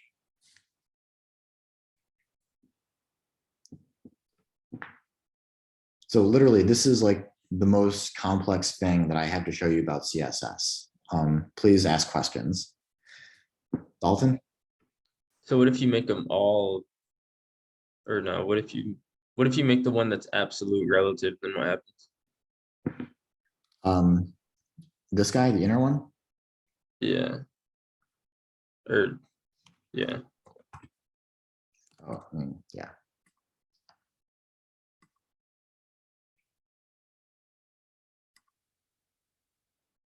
So yeah, it's position relative. So it just goes in the top left corner, but then we've also moved it to the right and up, or left and up. So this is where it would be naturally, just as a div inside of a div inside of a div. Okay. But then we've got position relative, so we can nudge it around a little. And then, so once you put absolute, now it's going to be off the middle one, because the middle one's also position. Right. Yeah, the middle one's the closest parent and it's got position relative. So it's relative to this guy. But if this was no longer position relative, we would have to go up and look at the parent's parent or the parent's parent's parent to find the closest positioned ancestor. Cool. Cool. So what other questions do we have about position absolute?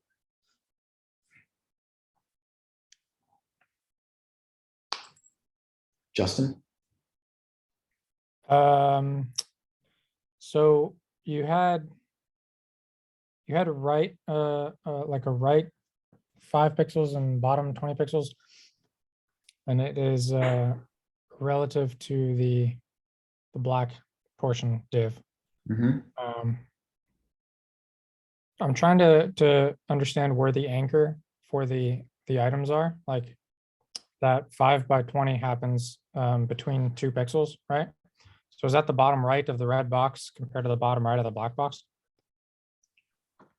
You're asking about this 5 pixels in particular? Yeah, like just the offset itself. Where's the anchor for the reference point and what's being moved? And how is that decided in different situations? So right now, because this guy is position absolute, his closest positioned parent is this black outer div. Yeah. So that's going to be our anchor. Okay. So we're saying 5 pixels right.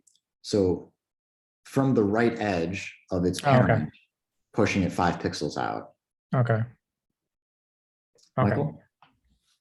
So you were saying how for absolute, it only works for the nearest parent. So that means in the example that we had last time where it was just, there was a div of boxes and there was a bunch of divs of boxes under that. Absolute wouldn't really do anything or it would just be to the div, the overall div, right? I think if nothing is positioned, then it's just relative to the window or the document.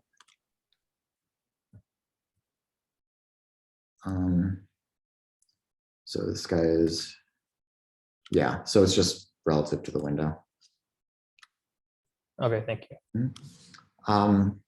Justin? What happens if you contradict your positioning?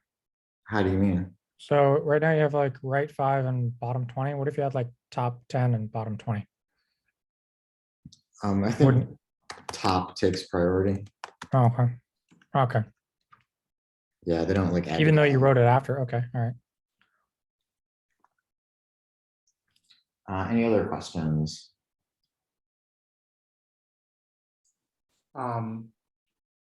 Evan had a good question, but it wasn't specifically related to the position attribute.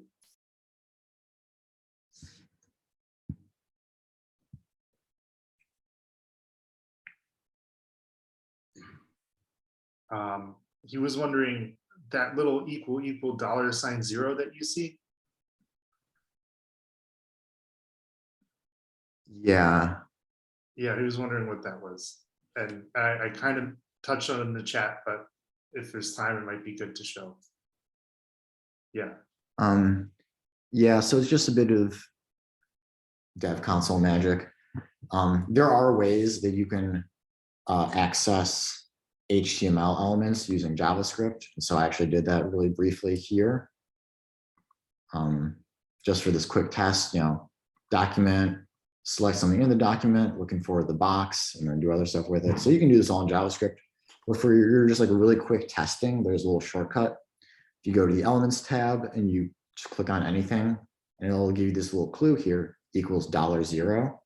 So that actually defines a variable in JavaScript that I can access, $0, and it gives me a reference to the element that I had clicked on in the Elements tab. And if you just do $0 and period, the DevTools does autocomplete. So it'll show you all possible methods that you can call. And this is a really great way to explore the DOM and HTML elements and learn stuff and just explore stuff. For sure. There's a lot of stuff that's possible in the DOM in browsers. And you can read documentation, and I'd recommend it, but it's definitely fun to just like open up an object in your console and scroll through it and see what you can see. Yeah, yeah. The DevTools is great.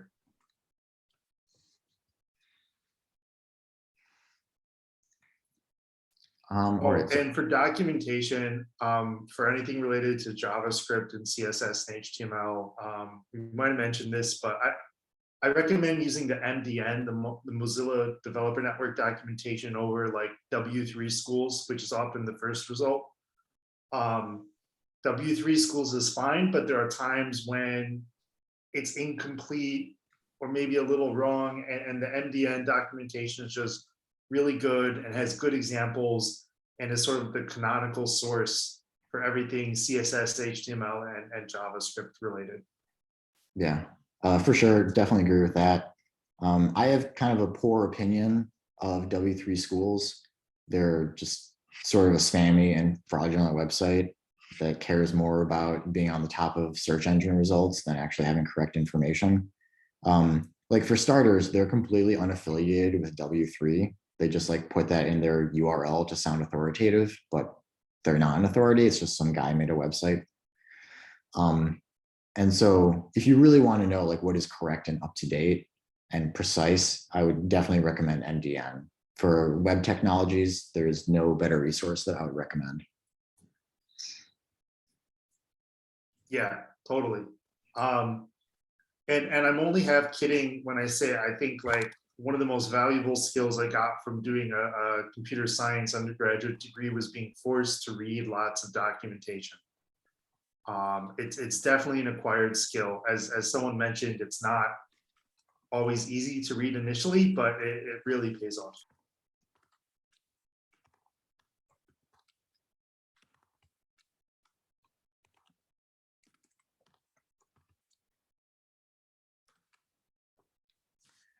All right, so this next demo, I'm going to talk about floats a little bit.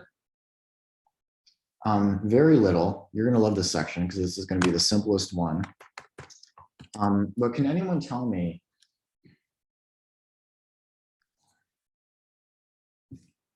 actually, no, I'm sorry. There's one more thing I need to talk about with absolute positioning. Sorry, we're not quite ready to change gears here. But so when we get to absolute positioning, this is the first time when it's possible to have elements on top of each other. So normally, when you just have like a whole bunch of divs, if you have like elements next to each other, how to put this?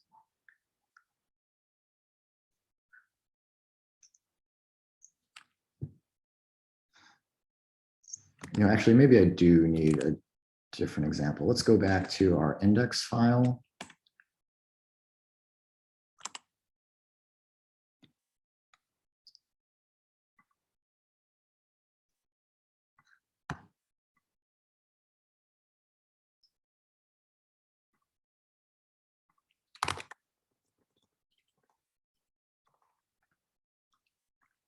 Get rid of some of these extra boxes.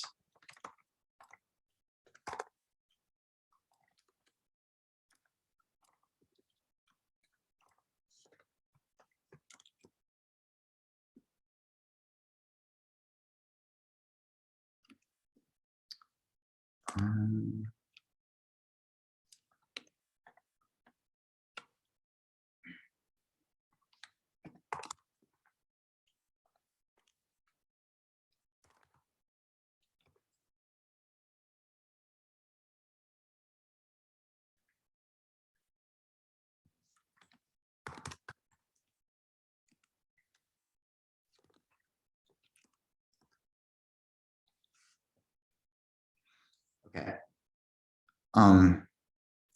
So because I've set relative position on this guy and then nudged him over to the left a little bit, you can see that this white box is on top of the gray box. And that behavior is like kind of undefined. Like it's unclear which box should be on top of which one. But this is something that we can specify using z-index. So I just want to show this real quickly. Right now, the box is on top because I've not set z-index for anything. But for this first box, I'm going to set style on it, z-index of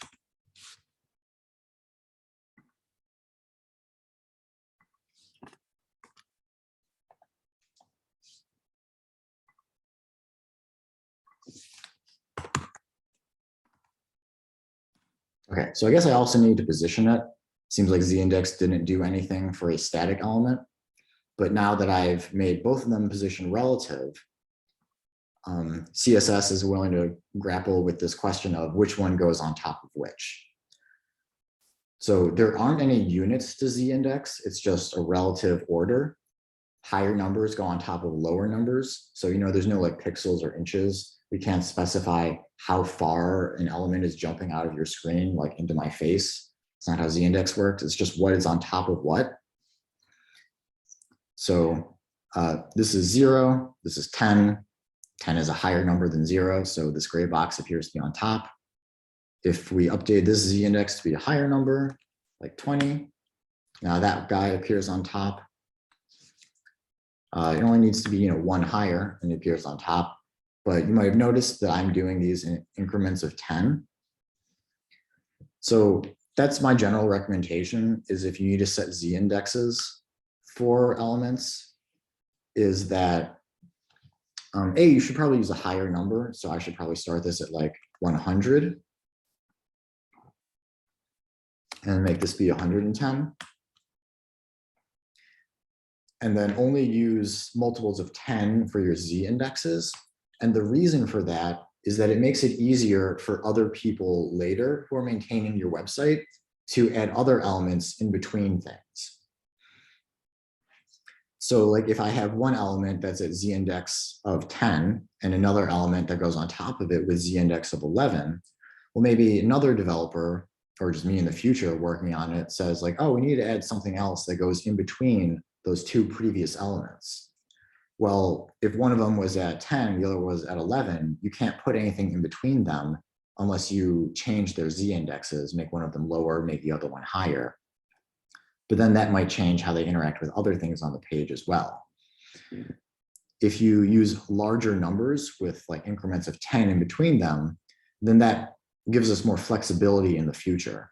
So if this is, z index 110, this guy's z index of 100.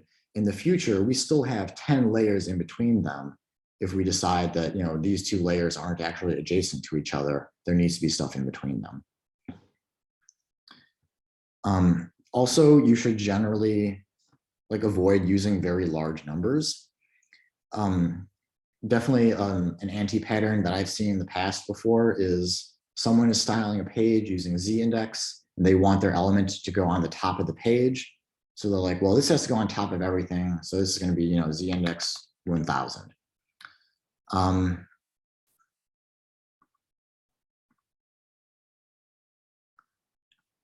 And then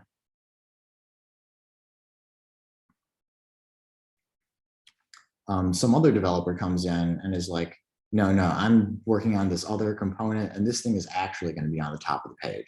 So this has to be like z-index 99999. And then some other person is trying to put his element on the top of the page, and they're like, why can't I put this on the top? And you notice like, oh, this other thing is already 99999, so I'm going to put mine at 99999. And you just have this kind of, arms race back and forth, who can put the most nines in their z-index to make sure their content is on top. But like, this indicates that you're not communicating, coordinating with the other developers, even if they were working previously to you. But also this causes problems because different browsers have different max values for z-index. So if everything is just 999 with different numbers of nines, that might actually render differently in different browsers, depending on whether some browser has an 8-digit max for z-index and another one has a 7-digit max for z-index. Dalton, do you have a question? Yeah, I don't see it being particularly useful, but like how often do you find yourself using z-index? Because it just seems like you'd be covering stuff all the time. Yeah, I mean, sometimes you're gonna cover stuff and you have to decide what covers what. So it really only comes into play when you're using position relative or position absolute, and then you're putting elements on top of each other, but they're not covering each other in the order that you want them to. So you can set the z-index to specify what goes on top of what.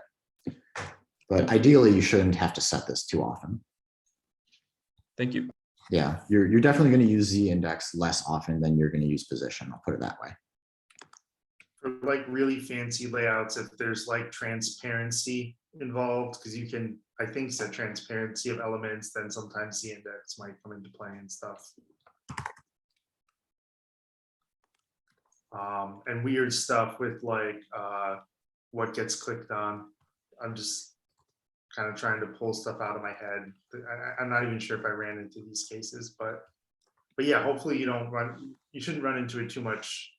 And certainly not like with what we're doing with Bootstrap and stuff.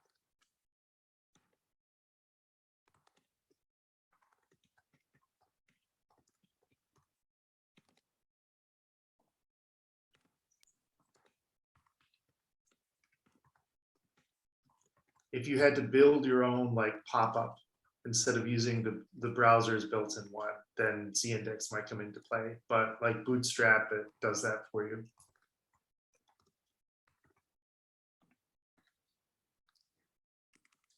So another thing that I want to mention, I'm not going to code out a demo for this because it would just take a little while and it's not super useful. But one thing that trips people up about z-index is that z-index is not global to the whole page. It is relative to what's known as a stacking context. So by far the simplest way that I can explain this is by using a metaphor. So imagine that you've got some paper documents inside of a clear plastic folder. So I'm sure we use these for school or whatever, those like really thin folders. Maybe it's like some kind of paper material or it's plastic. We put our like homework inside of. Or you can imagine like a 3-ring binder or something that you can put documents inside of. Now, obviously, like those documents have some order inside of that binder. You can like open up the rings of the binder and then put some items above or below other items. But then imagine that we can also have multiple binders. And then each of those binders can be stacked relative to each other. I can have my recipes binder on the bottom, and then I have my personal finance binder on top of that. So in this case, because one entire binder is on top of another entire binder, if I'm changing the z-index properties in the pages of the lower binder, there's nothing I can set them to make them appear on top of the top binder. So it's like, talking more about CSS, if I have two containers that are position relative, and one of those containers is stacked on top of the other, all of the elements in the top container will appear on top of all the elements in the bottom container, because that binder is just on top of the other binder. There's nothing I can set the z-index to of their children that will make the children appear on top of like the children in the lower binder, because that entire context, that entire stacking context is on top of the other one. So probably not worth the time to cut out an example, but just if you ever get into a situation where you're setting z-indexes and you set one to be like 10,000 and still not going on top of some other element, like look at the tree, look at the hierarchy in HTML, see what's on top of what, and maybe that they are inside of other elements that have z-index that needs to be modified. So z-index is a little bit more complicated than people think at first, because it's not just one number global to the whole page. All right, any questions about z-index?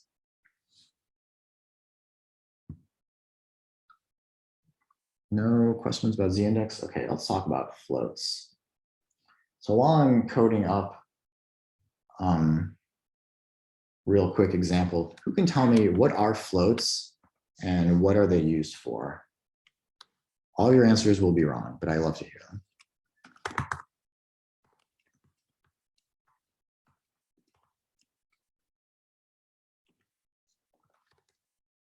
Anyone got an idea? Any clues?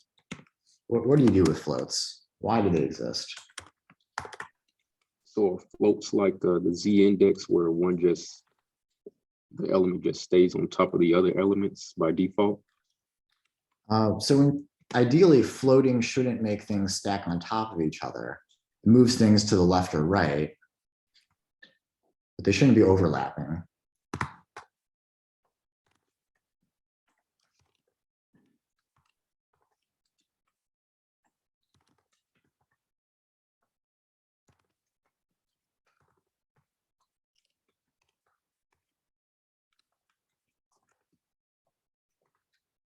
No one else here used floats before?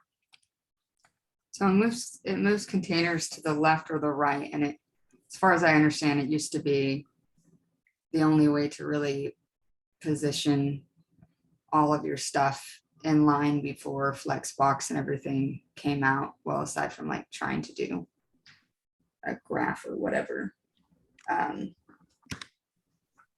think it's Justification? And wrapping? Or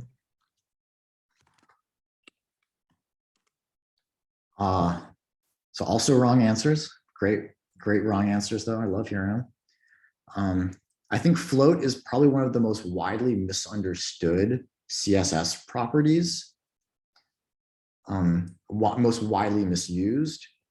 And I think that float is also the most to blame for why people don't like CSS, is because people use float when they should have been using position absolute. So let me just tell you like real clearly what you should be using float for.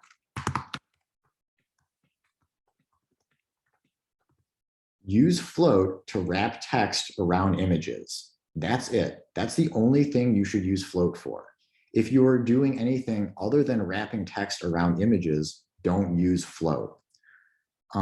It is true that if you just float an element, you can set float left, float right, you'll see it move over to that side of the screen. But the thing is that floating an element does a lot more than just move it over to the side of the screen. But float also changes how an element interacts with other elements around it. So a floated element doesn't respect the normal document flow. it doesn't behave like a normal static position element, like what we've been learning about today. And also, floating an element makes other elements next to it behave differently as well. So it's not just that the floated element has changed, but its neighbors interact differently with floated elements. So, it's hard enough just learning the basic rules of CSS, just, what position static does and display block and how these elements fit together. But now, I'm telling you that there's this other CSS rule that if you set this, it's going to change all the rules entirely. And you have to relearn like how everything interacts with floats, how like margins interact with floats. That's like a whole can of worms.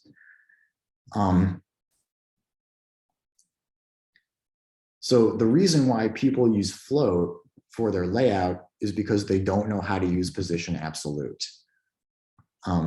This is like a really simple and strong recommendation I want to give you to just stay out of trouble as you're writing CSS.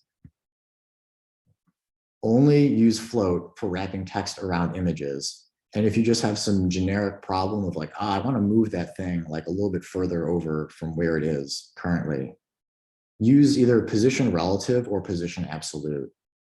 It's a little bit like more work because, with position absolute, you have to position the element, you have to position its parent, and then use like top and left. There's, a few more bits that you have to work with, but it's much easier to reason about position absolute. Like if you can understand that these rules that I've explained to you, just position absolute, look for its position parent, set top, left, bottom, right, whatever. If you understand these rules as I've written them out here, you will always be able to position things with CSS. Position absolute will just work the way you want it to, and you'll be able to get stuff done. You'll be able to make your website look like the picture. Everything's going to be great. If you use float for those same kinds of problems, you will hate yourself, you will hate CSS, and just generally have a tough time understanding why your page looks the way it does. So let me just show you real quick the one and only approved use for float.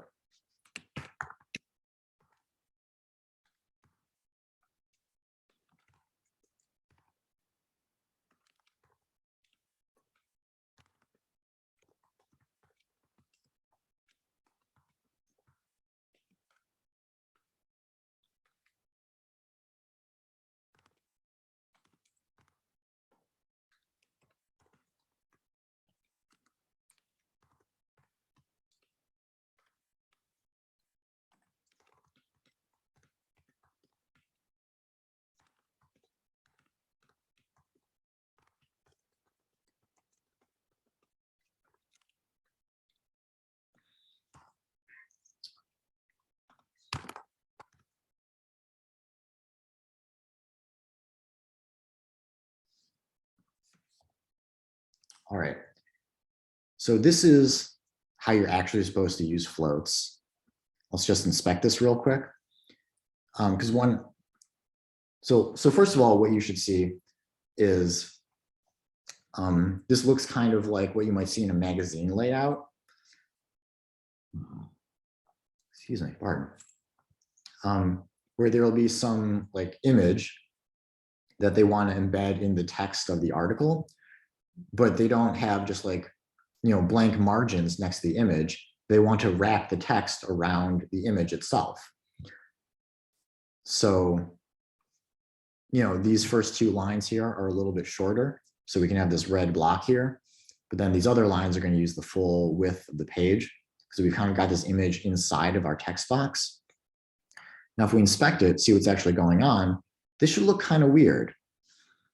So for one thing, the image, our fake image, actually appears before the paragraph in our HTML, but visually it appears to the right because it's floated to the right. We could have also floated to the left and we get the same effect on the other side. But there's no float middle, by the way. It's just left or right. And then for this text block, this looks a little more normal. It's just a box, except that the red box is inside of it. So that's fairly bizarre, in my opinion. The fact that in our HTML, these are not inside of each other. This one is before that one, but looking at it visually, the red box is inside of our paragraph and the text of our paragraph wraps around the image. So normally, if you're just thinking about boxes and boxes, I'm not really sure how I would manually create this kind of effect with the text wrapping around the image and then not going in this corner up here. But that's what float does. So if this is what you are trying to achieve, you're trying to put an image in the corner of some paragraph with the text wrapping around it, then use float. If you're trying to do literally anything else, don't use float. Daniel, did you have a question?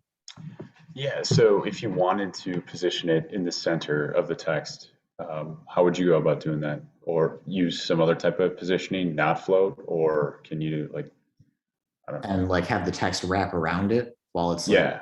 I have no idea how you do that. Okay.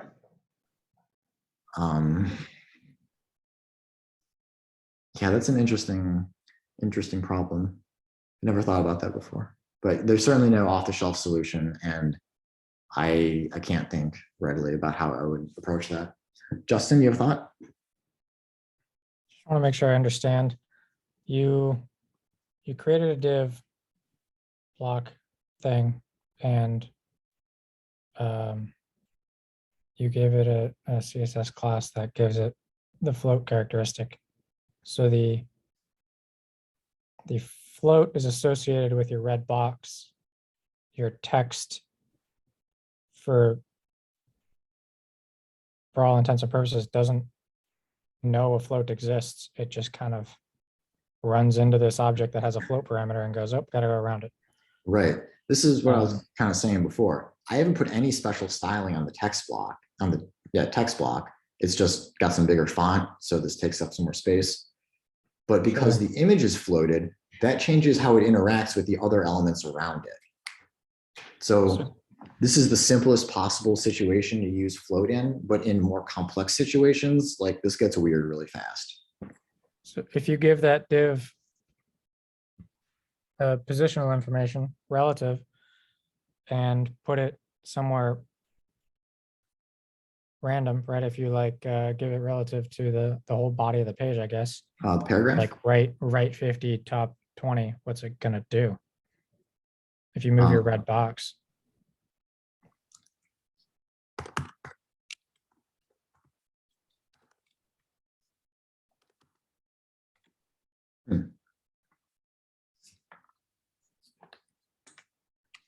That's not what I was expecting. Never done that before. So it's still wrapped though, even though it's not impacting it. I mean, so the box is in the same place. And oh yeah, so this is weird. I don't even know. I mean, before we were able to change the position of a div box and kind of move it freely relative to something, right? Does the body of the entire page, like, is that a fixed thing, or can you move an object relative to the page itself? I can do things relative to the page, but the thing is, what I want is to position it relative to the paragraph, but it's not actually inside the paragraph, so I can't do that. Right. Well, you just have to put it in a like the paragraph consumes the top portion of the page when you don't give it a relative position. But then if you make your box kind of happen in the same area. Yeah, so I could put another container around both of these elements, the fake image and the paragraph, make that position relative, and then still float the image. So yeah, it's a solvable problem. I would just need an extra container. Okay. I don't really want to get into that right now though. Fair enough. Okay. Yeah, I'm just curious if all that was possible. Definitely an interesting question.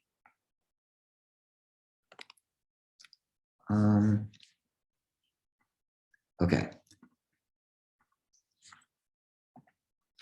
So yeah, I generally would like to discourage people from using floats. It changes a lot of the normal document flow rules and it's hard to reason about. Any problem that you might want to solve using float, you can solve more precisely without tearing your hair out by using position absolute or position fixed.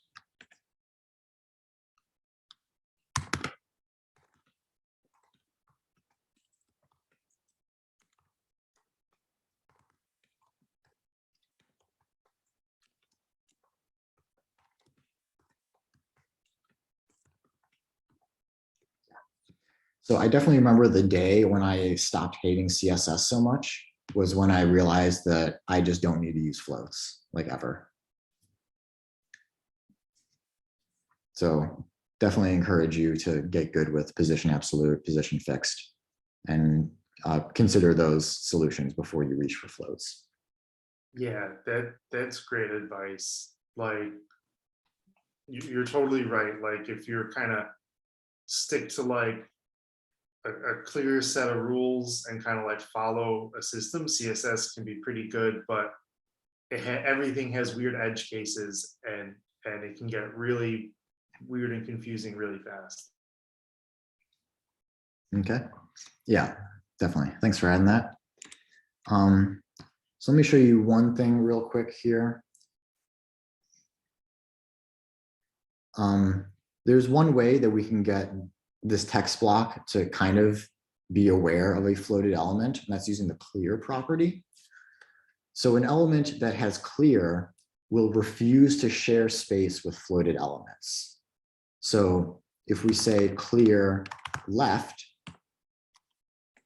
this actually does nothing because there's nothing floated to the left in this text block. If we set clear right, this says that this text block is unwilling to share space with right floated elements. So this fake image is floated right. It's trying to nudge into this top right corner, get the text to wrap around it. Text block has clear right, so it will not share its space with a floated element. It wants to maintain its boundaries like a normal static element. And so it's just going to go on the line below the floated element. And then there's also clear both, in which it won't share space with elements on either side. Personally, I don't use this very often because if I'm using float anywhere, like it's because I want the text to wrap around an image. I'm not building like a complex float-based layout, in which case I have to be clearing a bunch of things because I want it to actually not behave like a float in some places. So I don't use this very often just because I avoid using float in the first place. But if you find yourself needing to control floating behavior, that's how you do it.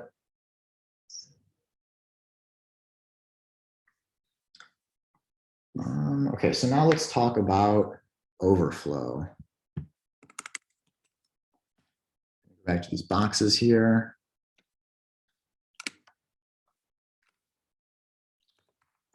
Get some more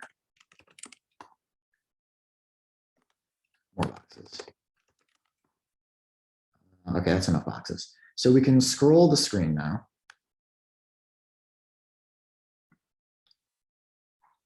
Page is like,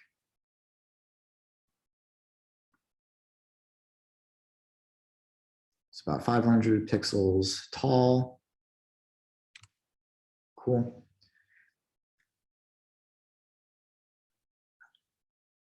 Now our boxes div says that's 800 pixels tall. So it's taller than our window, but it's the full height of our body. So we can see that when an element has too much content, the height automatically resizes to accommodate all of its content. In this case, I wouldn't even say it has too much content because we didn't even specify a height for the boxes. Just by default, automatically, the height of this div is going to be the height of its contents. But what if we actually set a specific height?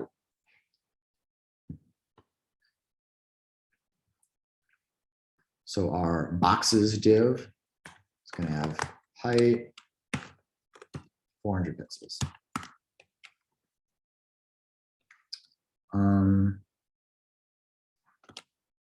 Oh my gosh. I put that in boxes star accidentally. So that's just everything inside of the boxes div is really tall, not the div itself. Okay, this is where that was supposed to go.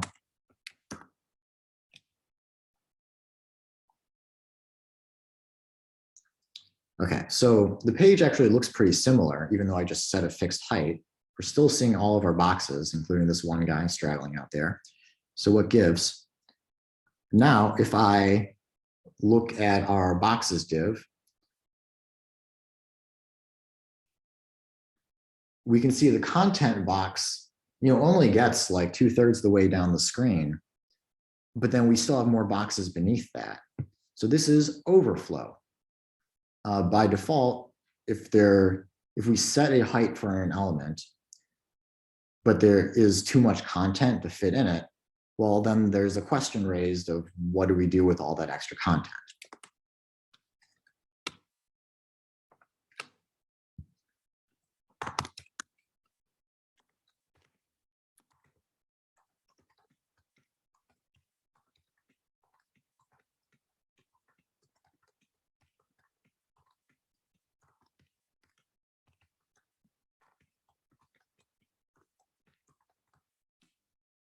So the default value for overflow is, I want to say it's either visible or show. I don't usually think about it because I don't usually set default values to things because that's the default. Okay, so overflow visible is the default.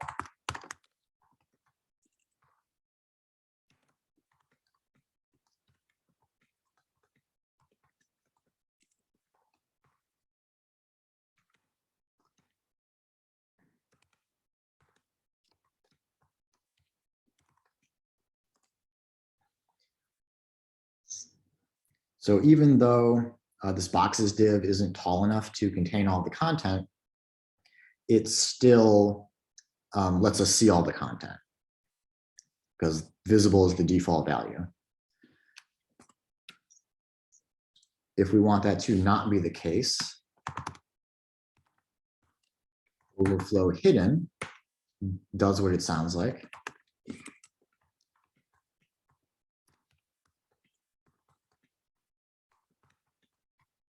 Cannot be seen or interacted with.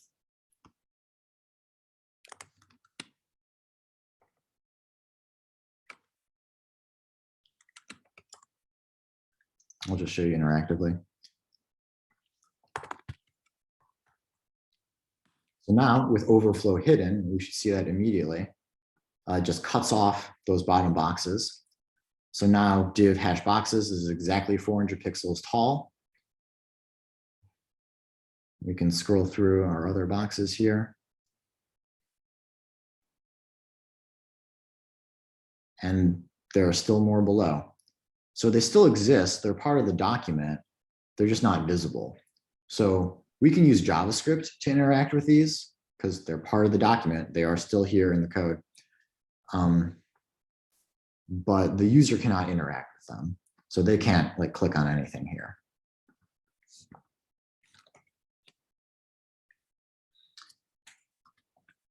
So another option you have is Overflow Scroll.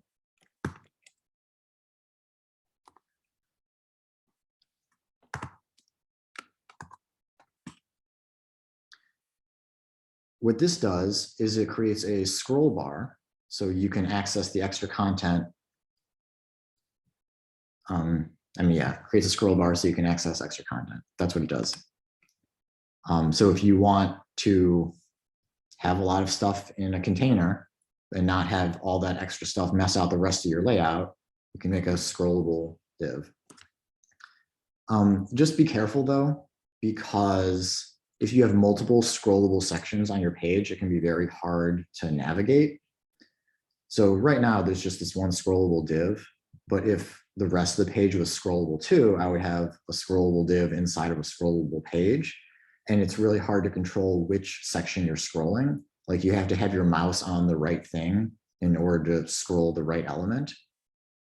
And like the scroll bars on the right side of the page will stack up. So it can be hard to see like what even you're scrolling. And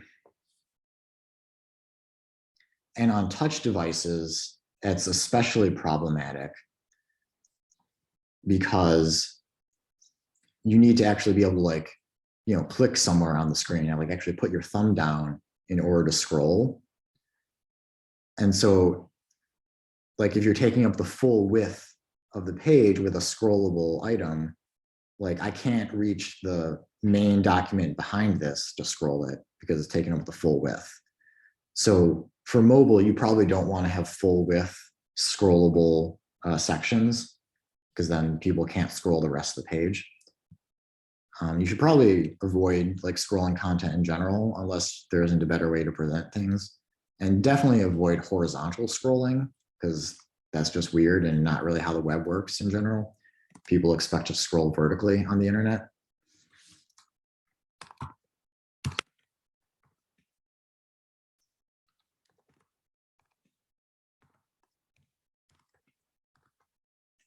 And lastly, there's a compromise. Overflow auto will create a scroll bar only if it's necessary.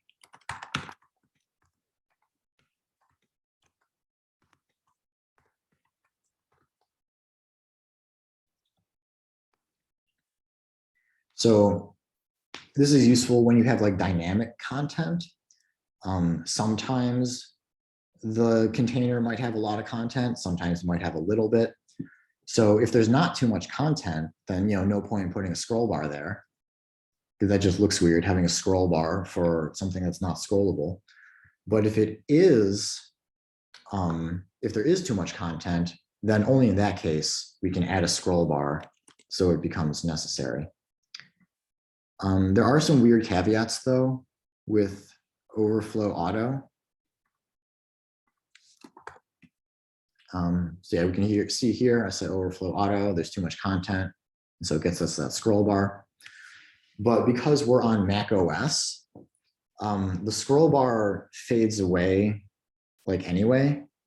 So, because that's just how scroll bars work on Mac, I actually don't have the option to put a permanent scroll bar in this div. So that was supposed to be the intention of Overflow Scroll, is that there is always a scroll bar there, whether it's needed or not. But basically on Mac, Overflow Scroll will behave like Overflow Auto, or at least visually it'll look that way. I also want to mention, I don't think this is the case anymore, but there was definitely a time, I want to say this was like 5 years ago maybe, there was a bug in Chrome for Windows where the scroll bar would take up space in your layout. So, this morning we had that fun time of trying to fit 10 of these divs in a row in a 1,000 pixel wide screen. We had to account for every pixel. So it used to be that in Chrome, the scroll bar took up space in your layout and it would push other content aside. So if you were trying to make a pixel perfect layout like that, the presence of a scroll bar would prevent things from lining up perfectly. And I never really worried about that too much at the time. You just build your layout to accommodate for that. The scroll bar is however wide it is, make sure everything else needs that much less space. But then if you're using Overflow Auto, the fact that it's taking up that extra space only some of the time means that your layout becomes inconsistent when you only sometimes have the scroll bar using Overflow Auto. So that was, I'm pretty sure, a bug in that version of Chrome has been fixed since the time I was working on that issue, but I'm still just like kind of scared now and always like a little bit sensitive about using Overflow Auto. And I feel like I would rather just have consistent behavior in all cases. It's probably not actually an issue. I'm sure Overflow Auto is fine, but that was an odd experience I had that I wanted to share with you all.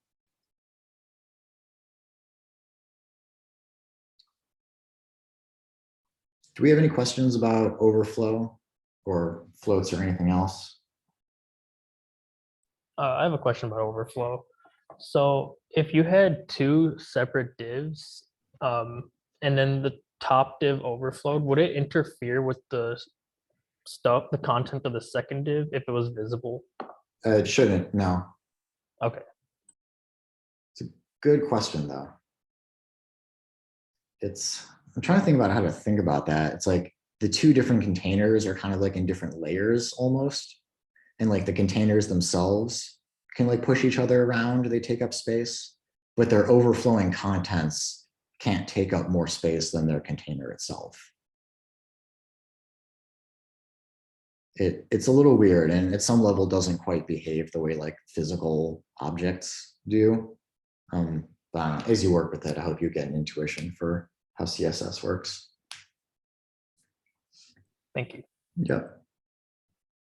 What other questions have we got?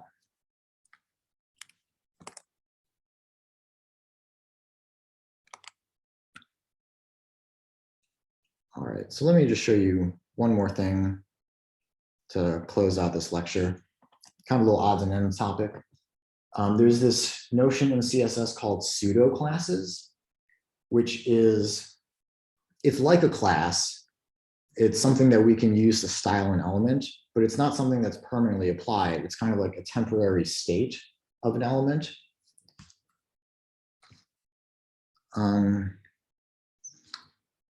So for starters, so we got our text block here. So the text block has font size 24 pixels. But let's say when we hover over the text block, we want to make that 36 pixels. And bold. So hover is a pseudo class. So just like someone got their mic on? Sorry. So just like we use the dot to target a class, and we can even use like two dots to target something with two classes, you know, dot text block dot some other class. So that's how we would target an element with two classes. Colon indicates a pseudo class.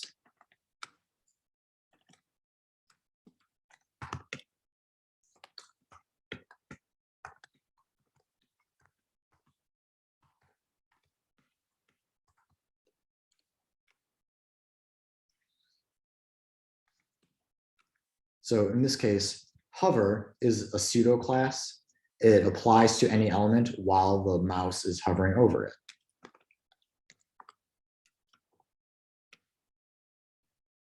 So in this case, normally you have medium-sized text. When I hover over it, it becomes bigger because that hover pseudo class is applied. And so yeah, then the different styles take effect. I also want to point out, this is something that I thought about when Skylar was showing his website earlier, I forgot to mention. But definitely the worst way that you can use hover classes is by changing the size of an element, or changing the location of an element, because then when it moves, you might not be hovering it over anymore. So if like hovering an element moves it just to the side, so you're not hovering it, and then it moves right back so that you are hovering over it, then you can get into like really glitchy scenarios where your content is just like jumping around back and forth as the hover state is like being flipped on and off really quickly.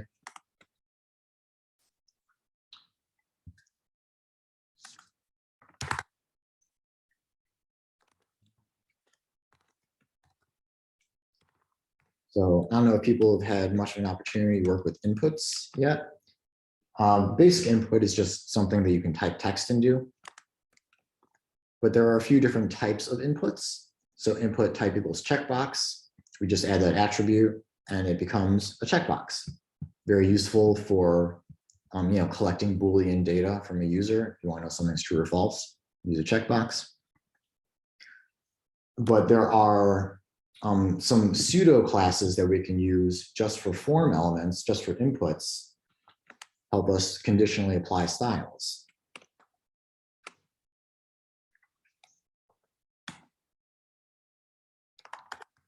So any input that has the checked pseudo class, we're going to make it bigger.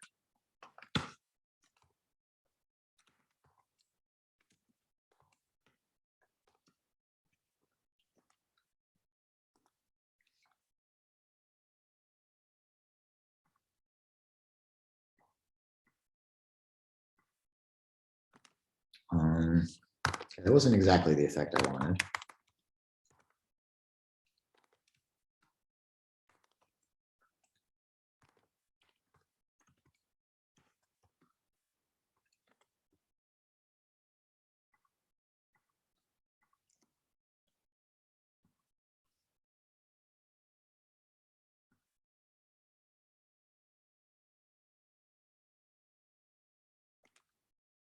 Okay, there's only one X in pixels. And okay, I think I know the last problem here.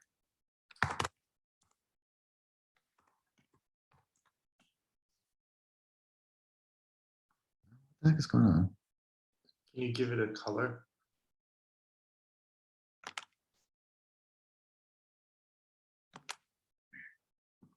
Oh, there we go. Why was that not working before? Okay, yeah. Nice.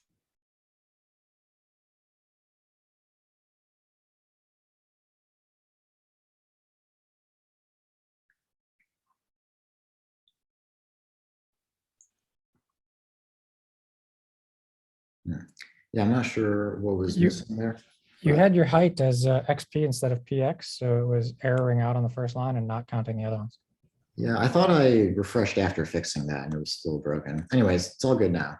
So we can see that when I check this checkbox, it gets the pseudo class checked, and that applies different styles to it.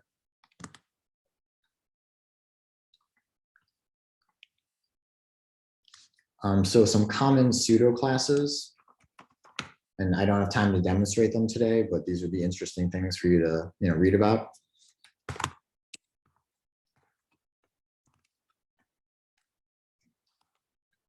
So for inputs, there's stuff like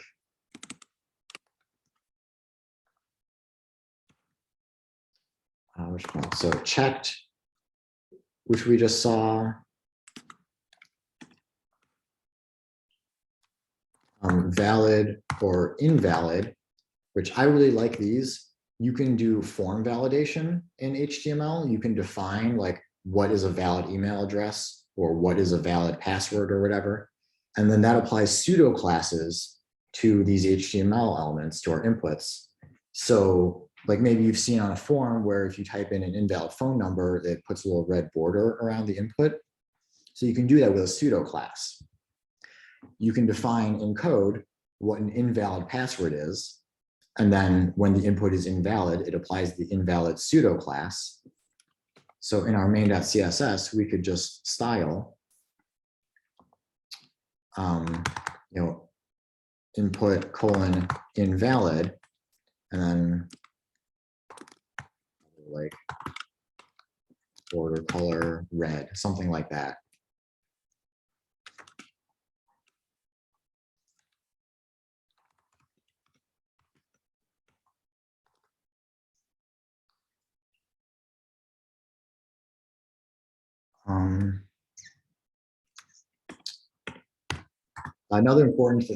Another important thing to know is focus.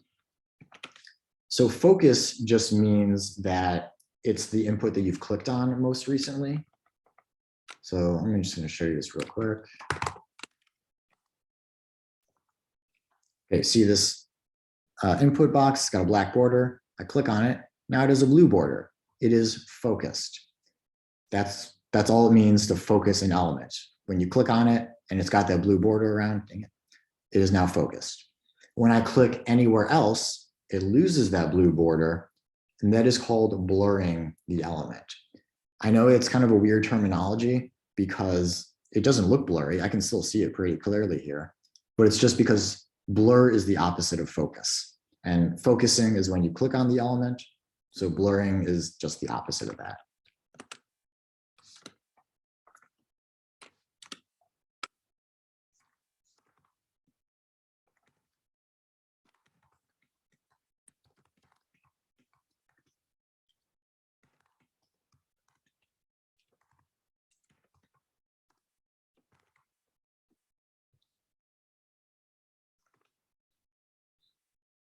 So that's going to come up in the future. Good to know that blur is the opposite of focus.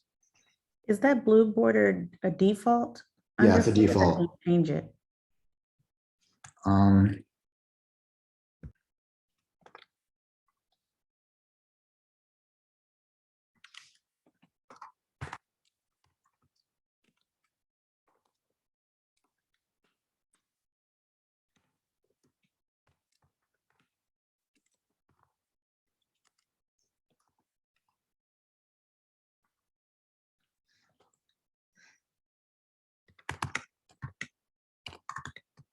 Okay, so it's not a border.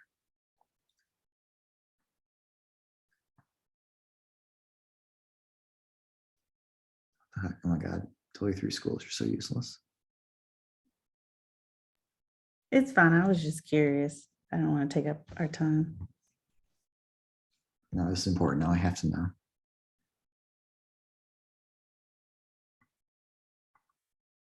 Okay, so that's just the background color. Outline, I think that's what I'm looking for.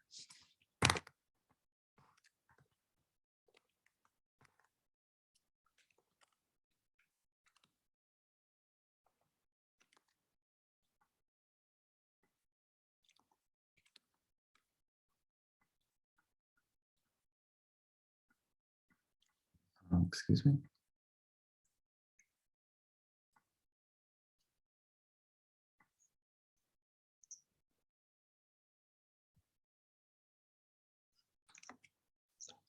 This is not even getting, oh, I'm in the wrong CSS file.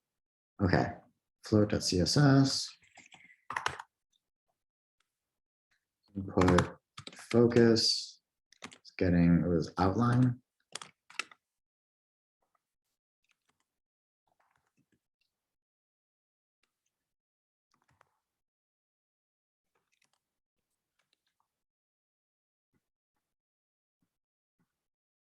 Well, I definitely broke the outline.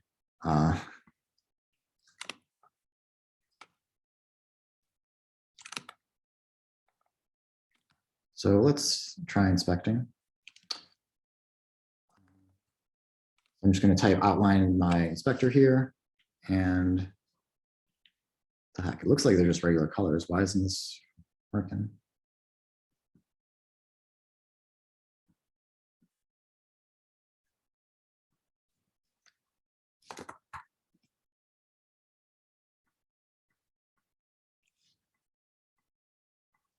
Gosh, I'm losing my mind because I've clearly done something here. Float.css. I think the outline itself is like the outline type. Is there like an outline tack color? I think I saw when you were looking at the when you typed it in. It like gave you an option while you were typing outline for outline tag color before the colon.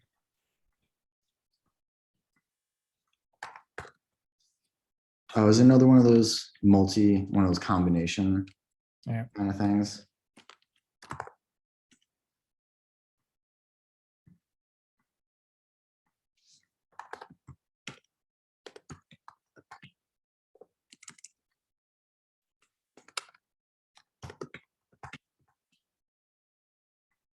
Okay, there, that does something.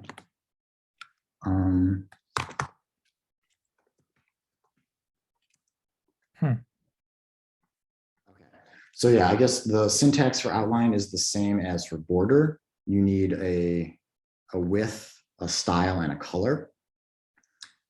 But so here I've set that just on input focus. So only this pseudo class when we're focused on it.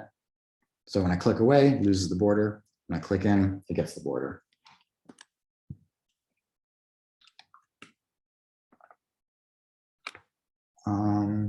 Other things that are good to know about.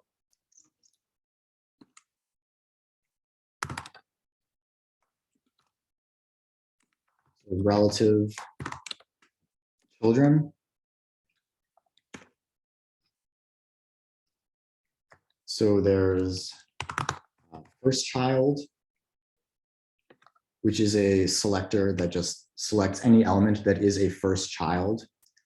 So if you have like a bunch of lists, for example, but like the first item in every list, you want to format a little differently, maybe use like italics for the first list item, just for stylistic purposes. You could say first child for any li. So like li colon first child would apply to only the first list item in every list.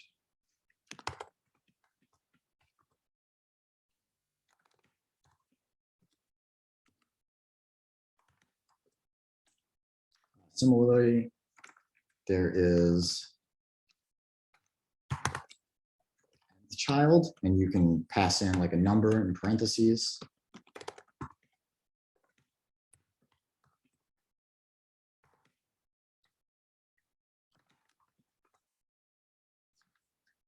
So, and child 5 is the 5th item. It's not the 6th item because we start counting from 1 in CSS because it's not a real programming language. But also, I want you to know that there are some important pseudo classes related to links or anchors, we should say. I get these confused a whole bunch.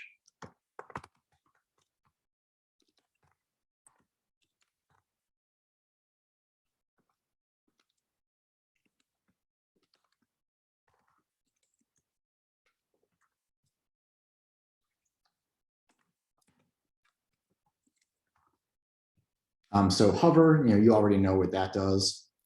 I believe link is actually just the default normal state of a link before you've interacted with it at all. I don't know why this is a pseudo class.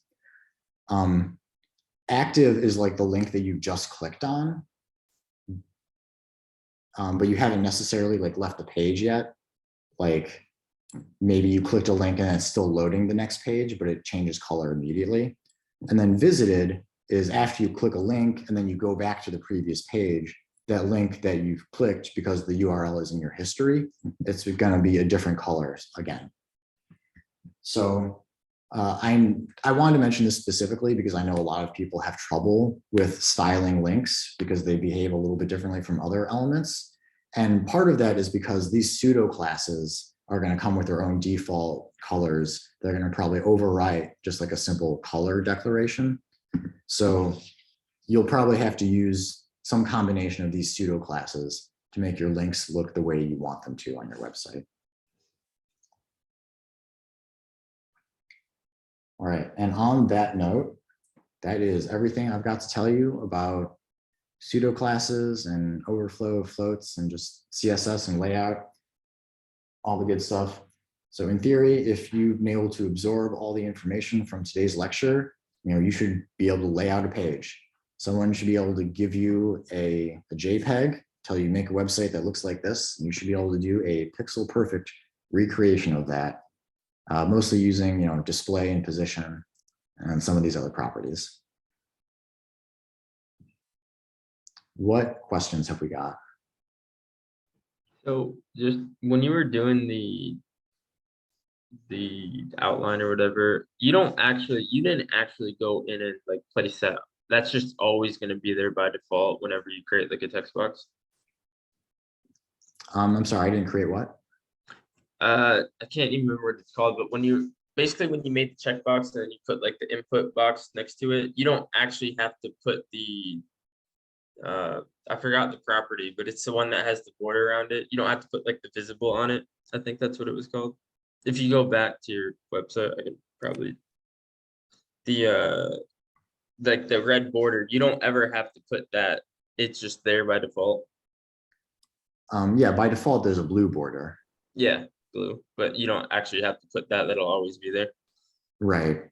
Okay. I mean, more commonly, I think people would want to just remove it, honestly.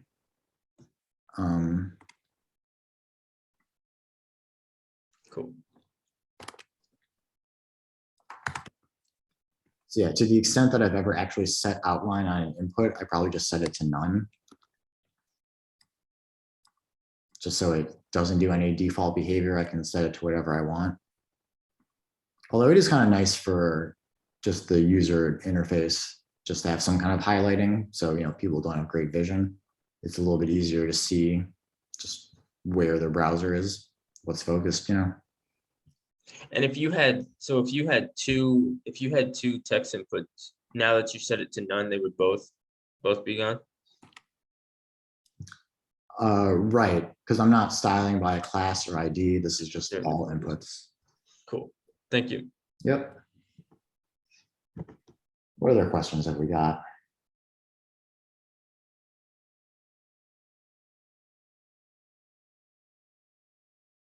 No other questions? All right. So on that note, I'm going to conclude today's lecture. Been going long, went a little over this morning. I apologize for that. So yeah, thank you everybody for coming engaged and listening, asking questions. It's a lot of fun for me.